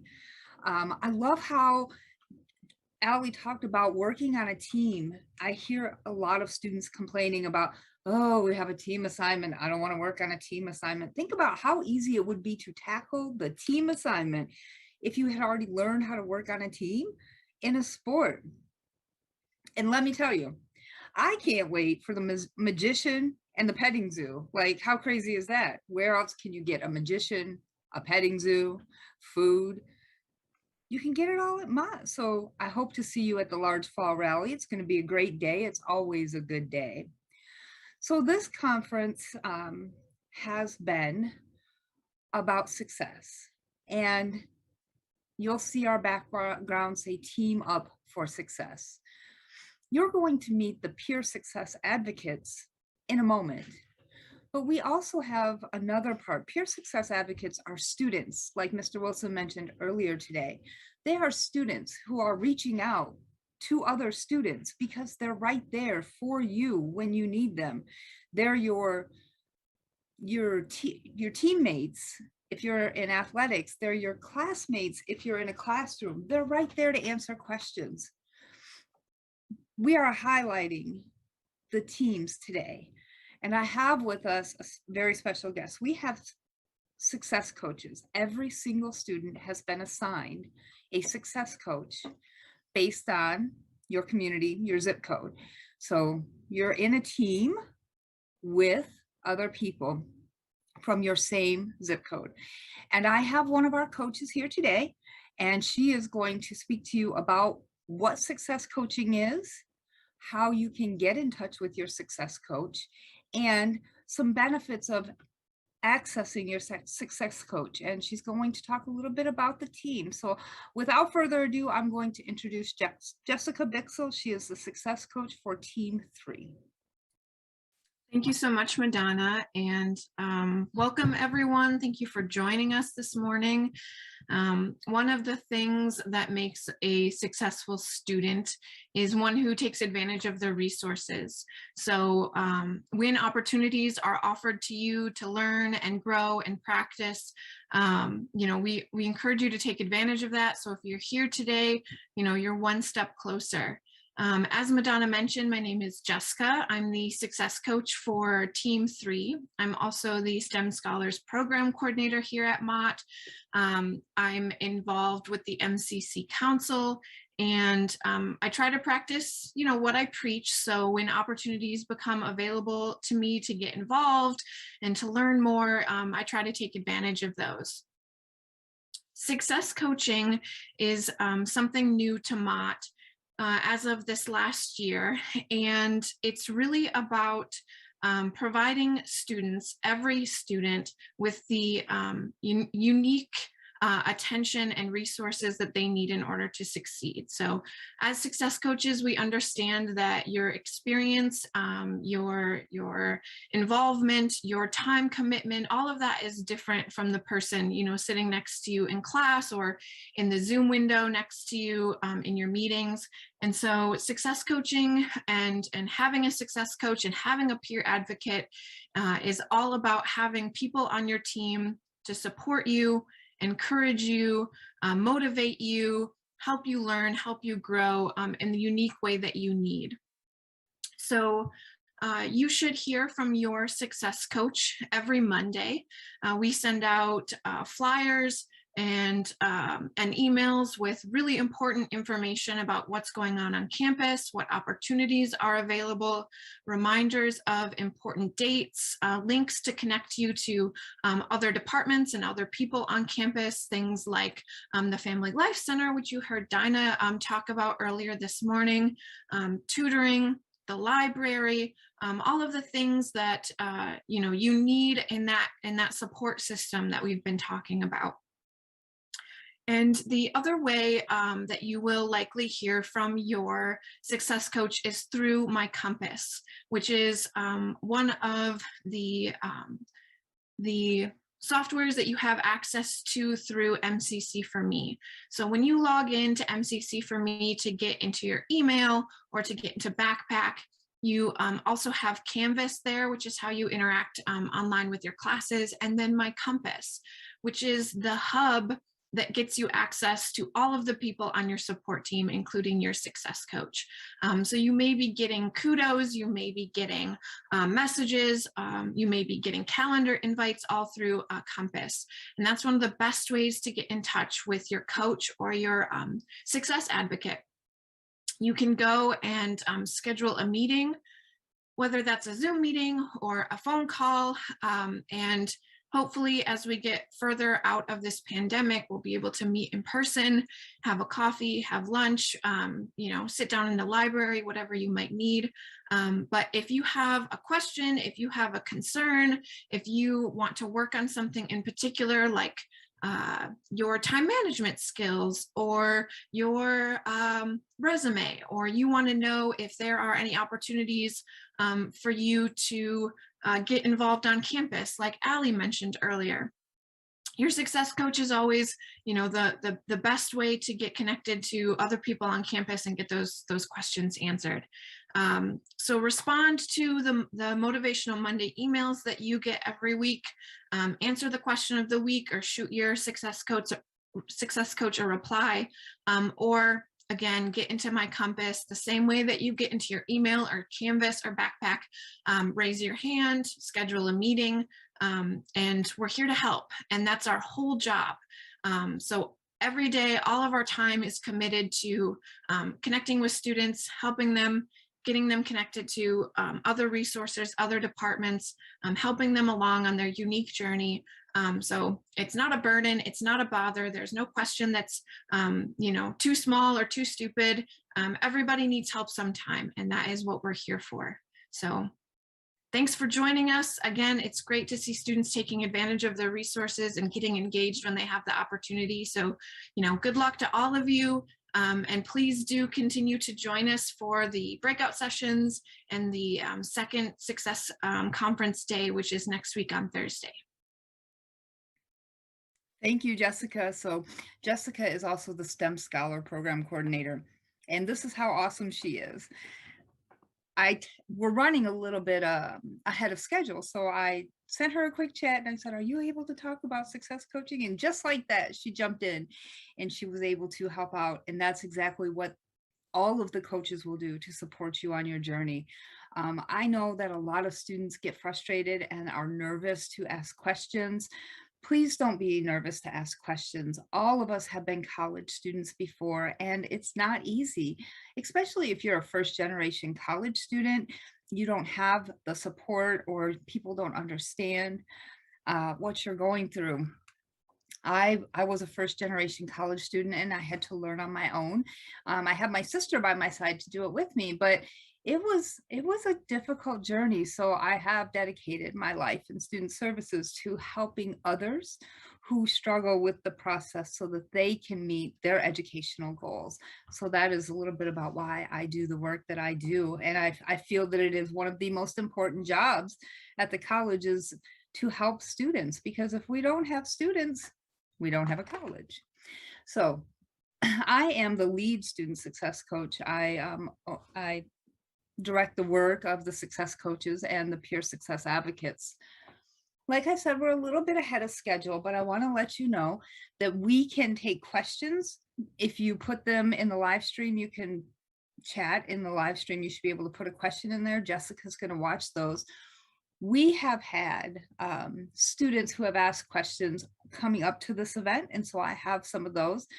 And I'm going to take the opportunity to bring in our peer success advocates, and they're going to answer some questions. Now, peer success advocates are students on campus, and this is their first time doing this. And so we're going to be super understanding and patient as we walk through some of the questions that we have received. For the success advocates, just so you know, I have the questions and I will ask them. You will unmute yourself when I ask you your question, and then mute yourself again when you're finished. So we're going to go ahead and get started with some of these questions. I'm super excited. They're really great. and they really cover a lot of topics. And I just thought having students answer these questions from their experiences on campus is really going to be helpful because they've experienced many of these things. So I'm going to start off with one of the most relevant ones, and this question is for Jennifer. So Jennifer, what does a student do if they register for a class and it gets dropped? Do they need to go see their advisor, or is there something else that they should be doing? Thank you, Madonna. So if a class gets dropped, they definitely need to see an advisor. Or a lot of times we contact registration to find out why it got dropped. That's kind of your first step. And this can be done via email. It can be done in person. And there's a wonderful feature on Backpack where you can actually talk to somebody in advising. So that's a really great feature. But usually when they come in to see me at the kiosk in the Corral building, we send them to registration. And then from there, we kind of get an idea of what's going on and we can send them elsewhere.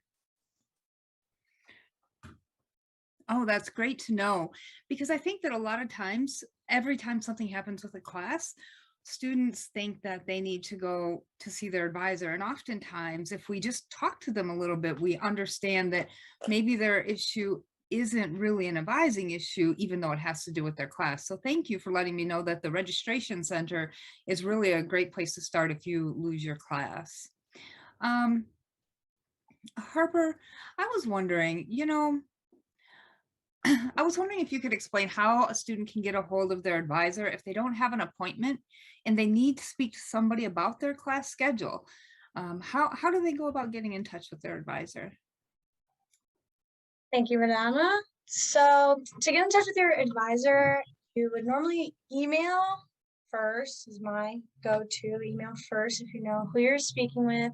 You can also call advising if you go to MCC's website, then services, they'll give you a number for advising.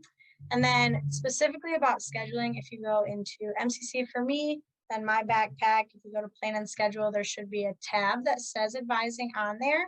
You can leave a note for your advisor. The key piece after you leave your note and submit it is to hit the review button. That lets them know that there's a message for them and they should be with you soon. Thank you so much, Harper. So I do know that working with advising, sometimes email, sometimes they, especially at peak registration times, they get a lot of emails. So you can definitely call and schedule an appointment. And I want to touch on something new this year. You might have been in there if you're a student. It's called My Compass, and it's in your MCC for Me apps. And you can go in there and you can look up, you go into My Compass, and then you look up My Success Network. There'll be a little hamburger menu up on the upper left-hand corner. And when you click that, a bunch of options will drop down. And if you choose My Success Network, you will see your advisor, your success coach, all of your instructors, anybody who you currently have a relationship with in the semester.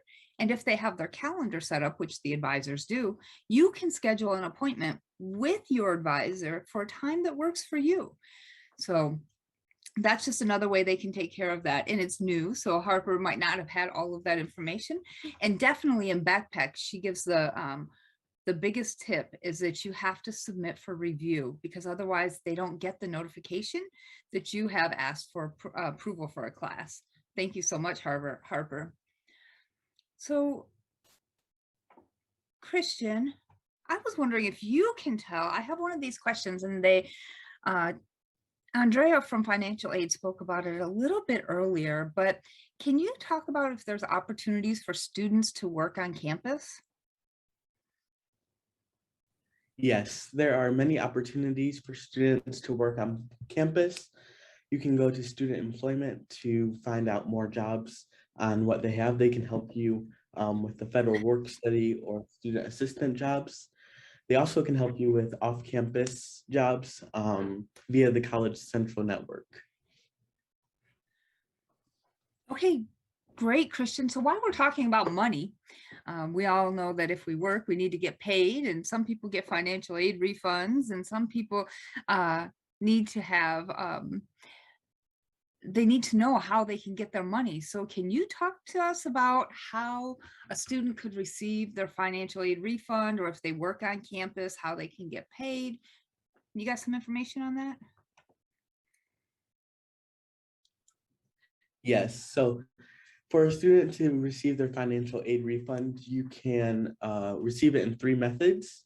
You can receive a direct deposit. You can also receive it via a check that will be mailed to your house or wherever you need it to be mailed to.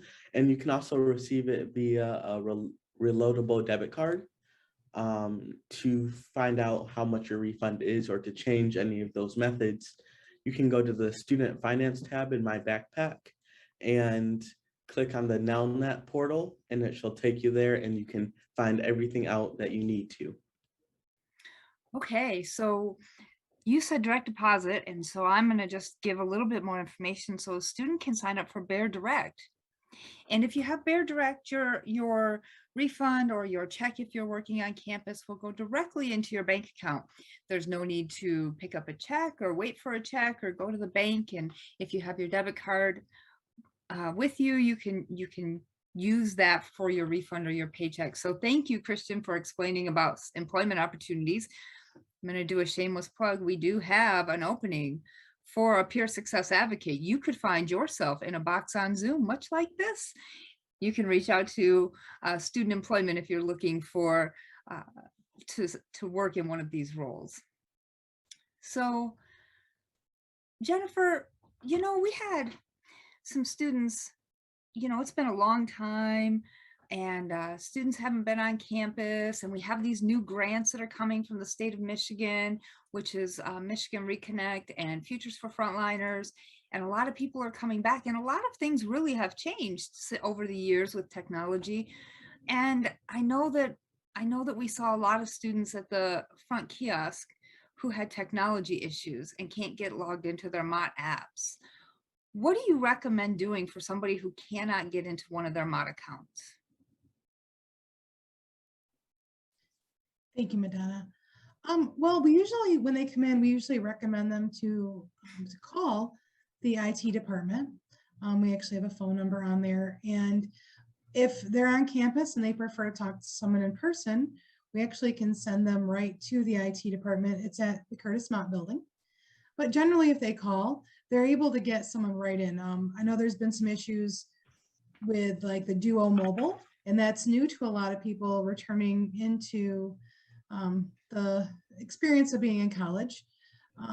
So it's something that we just send them to IT and where we call, and they're really great. They usually get everything done in about 5 minutes. So it's, you know, it's a wonderful thing. Thanks so much. So Harper, I need to find out the answer to this question. This question came in and I'm super excited because I know that you are at all of the rallies that I see. Can you tell me, this viewer has asked, what's one thing you wish someone would have told you before becoming a Mott student? Thank you, Madonna. I think this has been touched base on a few times, but I wish I would have taken it a little bit more to heart. It's so important to set yourself up to be successful before you need the help. I think that was like my biggest takeaway from the previous semesters. It's always important to reach out for help. Don't be ashamed to reach out for help, but it's always better to start off on the right foot instead of picking yourself up after tripping. So I think I would have taken that a little bit more to heart before I came to Mott and understood that. So suggesting that people reach out to get what they need before they need it. It's always better to have it and not need it than need it and not have it. Harper, I know that you are on the volleyball team, thank you, but I want to know why you chose Mott Community College as your college. I chose Mott because it's a little closer to home. I'm originally from the Flushing area, so I wanted to stay close to family, but also something that really sold me on Mott was how welcoming everyone was and how friendly Mott's community was. It just felt very personal, like everybody wanted me to succeed and wanted to be friends. So that was really nice. I didn't feel like just a random student, like everybody was very attentive to me. That's great. I love hearing that positivity. You know, it's such an important question, and somebody reached out to ask that I'm also going to ask Jennifer first and then Christian. What is one thing you wish somebody would have told you before you became a Mott student? Jennifer? I wish they would have told me to plan better with my time. I've done that really well, but I've been on and off at Mott, and that would have been super helpful in the beginning to kind of come in with that time commitment and understanding how, time management works. Thank you. Christian, can you chime in? I also agree with Jennifer. Time management is the key.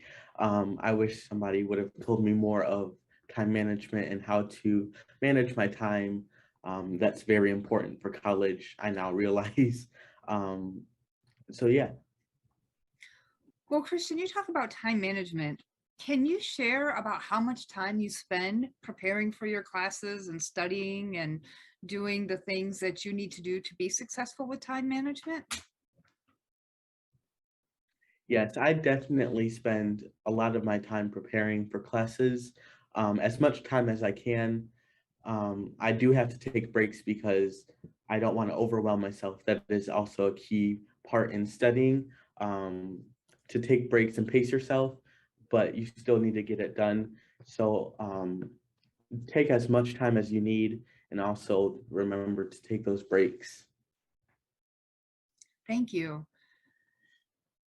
So Jennifer, I have a question here, and the question is, what are some resources available if I feel overwhelmed in a class or with just things going on? Thank you, Madonna. So if you feel overwhelmed, I always suggest that you get a hold of your success coach first. The reason being is you can talk to them about, hey, this is what's going on, and they can give you like proper tips to kind of understand, like, are you needing to talk to one of the PSAs, which is the peer success advocates, to kind of help with like time management, or are you feeling overwhelmed? Maybe they can put you in, like, some people need tutoring because they're having a rough time, and that could be the overwhelming feeling. We also can make referrals to the Family Life Center, and there's counseling opportunities. Just talking to somebody sometimes will alleviate these stresses. So we have just a huge wealth of resources. And if they just get a hold of I always push that the success coach, that's the first step, because they kind of have that wealth of knowledge. So the success coach will be able to get them to those resources, right? The appropriate resources for whatever they're dealing with. Yes, that's right. Thank you so much. Jennifer, I want to continue with you for a minute, because I had a student in my office the other day, and I was telling them about this. I was telling them about this conference, and their question was, I'm really struggling because I'm finding that I'm not like everybody else in my class. We have Michigan Reconnect, and so that's focused for students that are 25 years old and older. So they're coming back to school, and this particular student was talking to me about, I'm the oldest student in my class. And Jennifer, I know that you can speak to that. So will you share some knowledge about that? Thank you, Madonna. I will. I thought you were talking about me at first. So I've been in classes where I'm the oldest person in that class, and it is intimidating, right? But Mott is such a diverse place, and you have just a range of age. I mean, there's anybody who just graduated high school. There's the Reconnect students like myself, and then you have like a gold card, which is kind of the older group. And it's not bad. I went in, and it's really enriching. It's kind of empowering. Everybody kind of accepts each other. You bring in this wealth of knowledge. And if you don't think you're going to fit in, you do. I mean, I've made friends at Mott, and some of them are younger, some of them are older, some are my age. It's just that there's a huge, with Mott, it brings like this perspective, and everybody's perspective is welcome. And I think that, especially with age diversity, it's such a, just a great opportunity for everybody to gain that knowledge. Thanks so much for sharing your experience. Christian, I know that for you, your experience has been unique as well, and I think it fits well here. You have been a student at Mott for a year, but you've never been on campus. And I think this is the first time in, history, we've had students that some of them are now coming back to campus or coming to campus for the first time. And they're like, I've been a student for a year, but I don't know where to go. So Christian, what's it like being a student completely remote? Do you still have opportunities to connect with other students in your classes? Yes, there are many opportunities I get to connect with other students. Many events are virtual, so I can connect that way. I can also contact any other students if I need their help or if they need my help in any class I'm in. It has been a bit challenging online because I haven't seen some of these people face to face, but doing this virtually, it's definitely helped me for the most part. Okay, thank you so much. So I want to put out there that if you aren't aware, we have a child care center on campus. It's new. If you were here for the presentation for the Family Life Center, I think there was some information in there. But if you're looking for childcare, especially for winter, I'm not sure if they have any spots left for fall, but if you're looking for childcare, it's available. We have it here on campus, and it's a beautiful facility. We have individuals who are certified, highly trained and certified. So if you're looking for childcare, please check into our Early Childhood Learning Center. They have a curriculum, they're state approved. I just can't talk about how wonderful this program is, and it is available to students. And oftentimes there are grants available to help cover the cost of childcare. So if you're a returning student with children, that might be a really good place for you to look if you need some childcare. So Harper, earlier today, Allie was talking about clubs and organizations. And can you talk about any clubs or organizations that you're familiar with on campus or that exist? So I am part of the volleyball team here at Mott, which is very exciting. I love playing. And then I am also part of Feminist League, which I just recently joined. Allie kind of led me that way. So I'm really excited about that. I think it's a cool way to get involved. I am still browsing to look for more places to get involved. Allie had mentioned looking through our list of clubs here at Mott, so I'm definitely going to check that out to get a few more ideas. But I would definitely say check out the list, as I'm going to, just to get involved and do that. Okay, great. Thank you so much. I know we have lots of clubs. We have some that are based on your major. We have some that are based on your interests, and I'm going to continue the theme. They still want a squirrel watching club. So we have lots of squirrels on campus. They are friendly. They come up to people. They come up to our office windows. Some employees feed them. You know, they're city squirrels. They're city squirrels. Did I say mouse? Squirrel. Anyways, Jennifer, can you talk a little bit about, so we're going to keep it light, but we talked about what's your favorite thing on campus, what somebody wished you would have known before you came to campus. But can you tell me one of the things you wish you could change if you were the ruler for the day about things at Mott? Thank you, Madonna. I don't really have a lot of negative things about Mott to say, but I didn't mean that but in a bad way, but parking can be kind of difficult, but that's at every, I think, college you go to. But Mott parking, if you want to park close, that seems to be sometimes an obstacle at certain parts of the day where everybody has class. But there is ample parking if you want to get some steps in on your Fitbit. But it's kind of a cool thing. It's not horribly negative, but it's made me come to class nice and early because I want to get a good spot. So if you have a problem with time management, having an issue with the parking will help you because you'll get to school early, find a great parking space, and then you get to class. So it's kind of it's not super negative, but it's kind of a little positive effect. So yeah, parking definitely, our business, you know, we have ample parking. It's just, it's spread around the campus. So if you learn where your classes are and you find out where the closest parking ramp is, it might not always be in the same spot depending on which building your classroom is on which day. So I'm looking to make sure I didn't miss any questions. Let me take a quick look at this list. Oh, here's a good one. Harper, how does a student get in contact with their success coach or their peer success advocate? Thank you, Madonna. I definitely recommend using My Compass to reach out to a success coach or your PSA, just because it will show you your entire success team and you can kind of decide who you would like to reach out to. Another way is just through email. I know Jessica had touched base on this.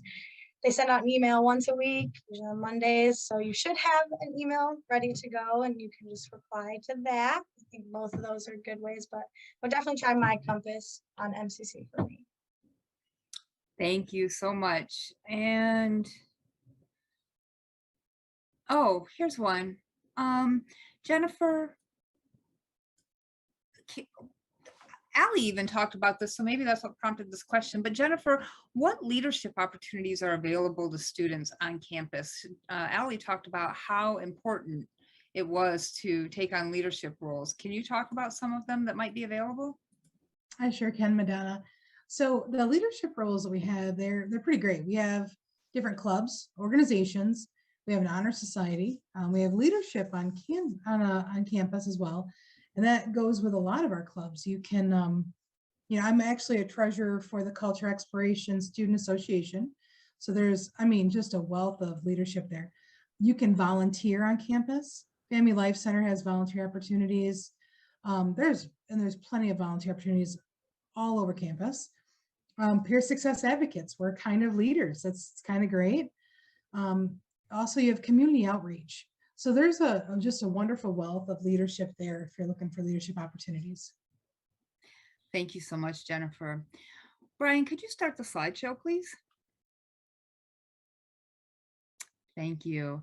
So at this point, I want to ask, we're going to have each of the success advocates do a little bit of an introduction, and then I'm going to talk about the coaches so that you see their faces and you get to know them personally. They've answered your questions. Now they're going to let you know a little bit about themselves.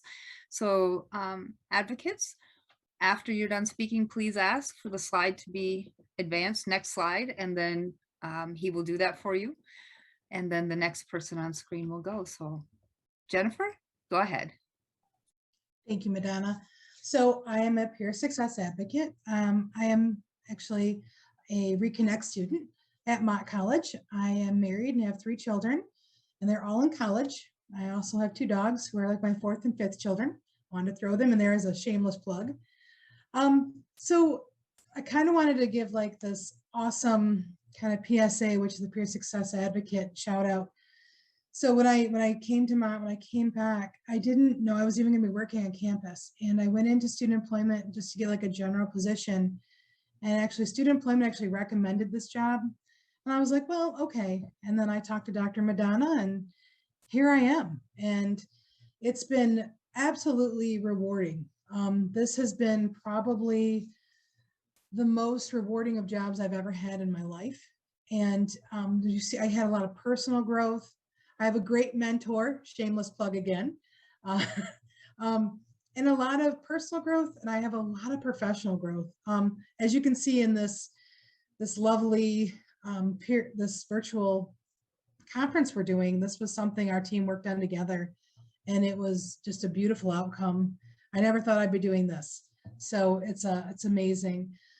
It's empowering, and we empower others, and that's what I like about this job. We don't lead somebody, we lead them by example. It's just really strong. And we kind of help people help themselves. So we give them the skills to be a person and to be a great student. And those skills build them into a better, student, and then to finishing the program and just having an enriching life. So we do all those things. With the peer success advocacy, things just kind of fell into place for us, the students. And I just love my job. And I think the biggest thing for me talking about this is our team is just a wonderful team. And we're gonna, all the other slides are gonna have those other team members on there. And I just want to say that we have big goals for everybody. And when I look at this, I look at big picture. So we want to get these students, we want to get them to be successful, but we also want to get them to graduate and to just keep moving forward and to build those skills that make them who they are and that they can feel proud of themselves. So thank you. And next slide. Hello, my name is Christian Dunn. I am a peer success advocate. I started in June, and I love helping others be as successful as they can and be their best selves possible. Interesting fact about me is I have 10 brothers and sisters, and I'm from Oxford, Michigan. I've always wanted to go to college, but I faced many trials, and one being told that I could not always go to college. So I am here at college now, and I'm proving them wrong by completing college in a way. The thing that helped me really most is the Monday motivational emails I would get from my success coach. This is my third semester, so I started this job in the middle of the summer semester. But getting those motivational Monday emails with resources and positivity quotes, it just helped me a lot. And the thing I love most about our success team is how diverse it is. I know they said it before, but we have people from every area of the college here to help us and help you. And we can always rely on each other to help each other and become our best selves possible. I have also grown a lot in this job professionally and personal growth. As I finish, I want to say, please remember that we are here for you. Our contact information will be up in a few slides, but we are here for you. Contact us, email us, and we'll help you on your journey to success. And next slide, please.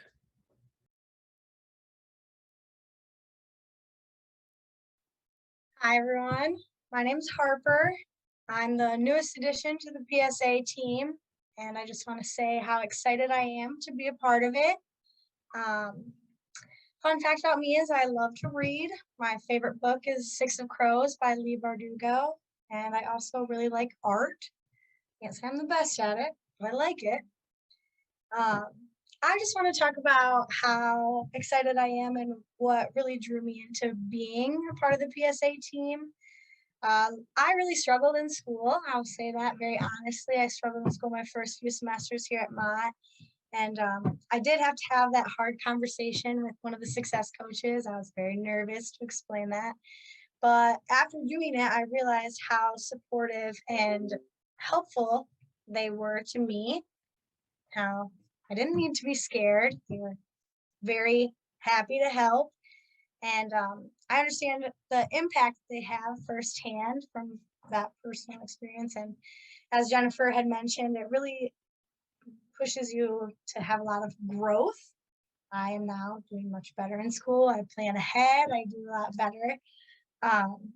So I just like to say, really utilize the resources that the success teams are giving to you. Definitely answer your Motivational Monday quotes and questions. Take advantage of that because this team really is here to help. It's very exciting to be a part of it. Next slide, please. So on your screen now, you should see the contact information for each of the PSAs. I encourage you to take a picture of the screen, and I want to take a moment and thank Harper and Jennifer and Christian because you're brave and you're kind. and you've answered a lot of questions that I think many students have. And I know this was not easy. I push you guys outside of your comfort zone so that you can grow and be ready for the next step of your journey. And I really think you guys have done a fantastic job, all the way from your speeches that you just gave and sharing about yourself, all the way through. I just want to give a reminder that these peer success advocates really planned this conference, and that's a big leadership step. You guys are fantastic. And if I was a student, I would definitely want to reach out to one of you guys for some help and some support. And that's what I'm going to encourage all students to do, is to reach out to your peer success advocates. They're available, they're on campus. And if you can't remember who they are, we're going to give you another layer of support that's going to be able to help you. And they can put you in contact with your success coach also, or your success advocate also. Next slide, please. So that's me. I'm the lead success coach. And if you can't remember who your peer success advocate or your success coach, if you can't remember who they are, you can contact me. There are no other Madonnas on campus, so I don't get away with anything, but you can reach out. Just look in the directory for Madonna Jackson. I've worked at Mott for about 15 years. I've had several different roles. My favorite role has been any role that is helping students. I will say that this role that I'm in right now, as working with the success team, both the students and the coaches, has been my favorite role at the college. So it's an exciting time to be a part of this team. Next slide, please. All of the success coaches couldn't be with us today, and we really wanted to focus on the peer success advocates. As I mentioned earlier, and as Jessica spoke about earlier, there are 4 teams, and you are automatically assigned to a team. If you are a Mott student, you have a team. You will see on screen now, we have Miss Sharonda Love Wilson. She is the success advocate for Team 1. Or no, success coach for Team 1. We've been on advocates all day. I apologize. She's the newest success coach to the team. However, she's not the newest employee at Mott. She's worked at Mott for about 5 years, and she took on this role because before she worked in admissions, and she didn't get to help students all the way through the process. She said that she took this role so that she could see what it's like to help a student from start to end. And that's really a success coach's role. They will be with you from the day that you apply to the college, and they will be with you through graduation. So they're really going to be the person that's going to be consistent for you to help answer questions. And so if you get an email Monday morning from Sharonda Love Wilson, you are on Team 1, and Sharonda's your success coach. Next slide, please. We have Team 2. The student success coach is Dan Stewart. Dan has worked at the college for quite some time. He says being a success coach is his passion. He loves helping people become more successful. He's done this work in several different roles. This is a new challenge for him. He's been working in student services for about a decade now. Dan is the success coach for all City of Flint students. So if you have a zip code in the City of Flint, you will get your information from Dan. And I asked each of them to share something special. He says that his dad is from Trinidad, but he was born in Flint, and he has 5 brothers and 5 sisters. So a family of 10. I think that's the second time we heard that today, family of 10. So Team 2, Dan Stewart. Next slide, please. You've met Jessica if you were on earlier today. Jessica is our success coach for Team 3. She is has been with the college for around 4 years, I believe, and she has 2 cats. I'm not going to try to say their names because I'm pretty sure I'll mess it up. And every Christmas, holiday tradition is rereading the entire Harry Potter series. I can't imagine trying to do that. It's a lot of books, it's a lot of reading. So Jessica will be here to support you if you are on Team 3. And I will tell you, Team 3 is primarily if you live outside of Genesee County. So many of you who are outside of Genesee County, you will get emails from Jessica Bixel, and you can reach out to her and she is your success coach. Next slide, please. And then we have Roger Christensen. You may have seen him before. He is the lead baseball coach, the head baseball coach. He played collegiate baseball at Mott. He's a former Mott student. He met his wife at Mott. They have a beautiful daughter. They have some dogs. And yes, he's also a Harry Potter fan. His dog is Griffin, short for Gryffindor, for the Harry Potter fans. So Roger's from Team 4, and you will get emails from him if you are on Team 4. So if you're wondering how to find out who your success coach is, go into your email and type in Motivational Monday. And once you type that in, you'll get the response and see who it's from. If it's from Roger, you're on Team 4. If it's from Jessica, you're on Team 3. If it's from Dan, you're on Team 2. And if it's from Sharonda, you're on Team 1. I encourage you to reach out to your success coaches. They can help you. They're here for you. I want to take this moment to say thank you to all of you who took the time out of your day to join us. I want to remind you that this will be available to watch in full in the future on the Success Coaching website. So if you missed a part and you want to go back, it'll be available. We'll send out an email to those who registered, letting you know when it's available. And then I also want to remind you of the next session, which will be the last session, which will be Tuesday, the 23rd. I want to encourage you all to attend, and you will get a new live stream email for that. I hope you've enjoyed your day, and I hope you've learned some things and met some people that you feel you can relate to. I hope you have a great weekend, and most of all, I hope you have a fantastic, successful semester.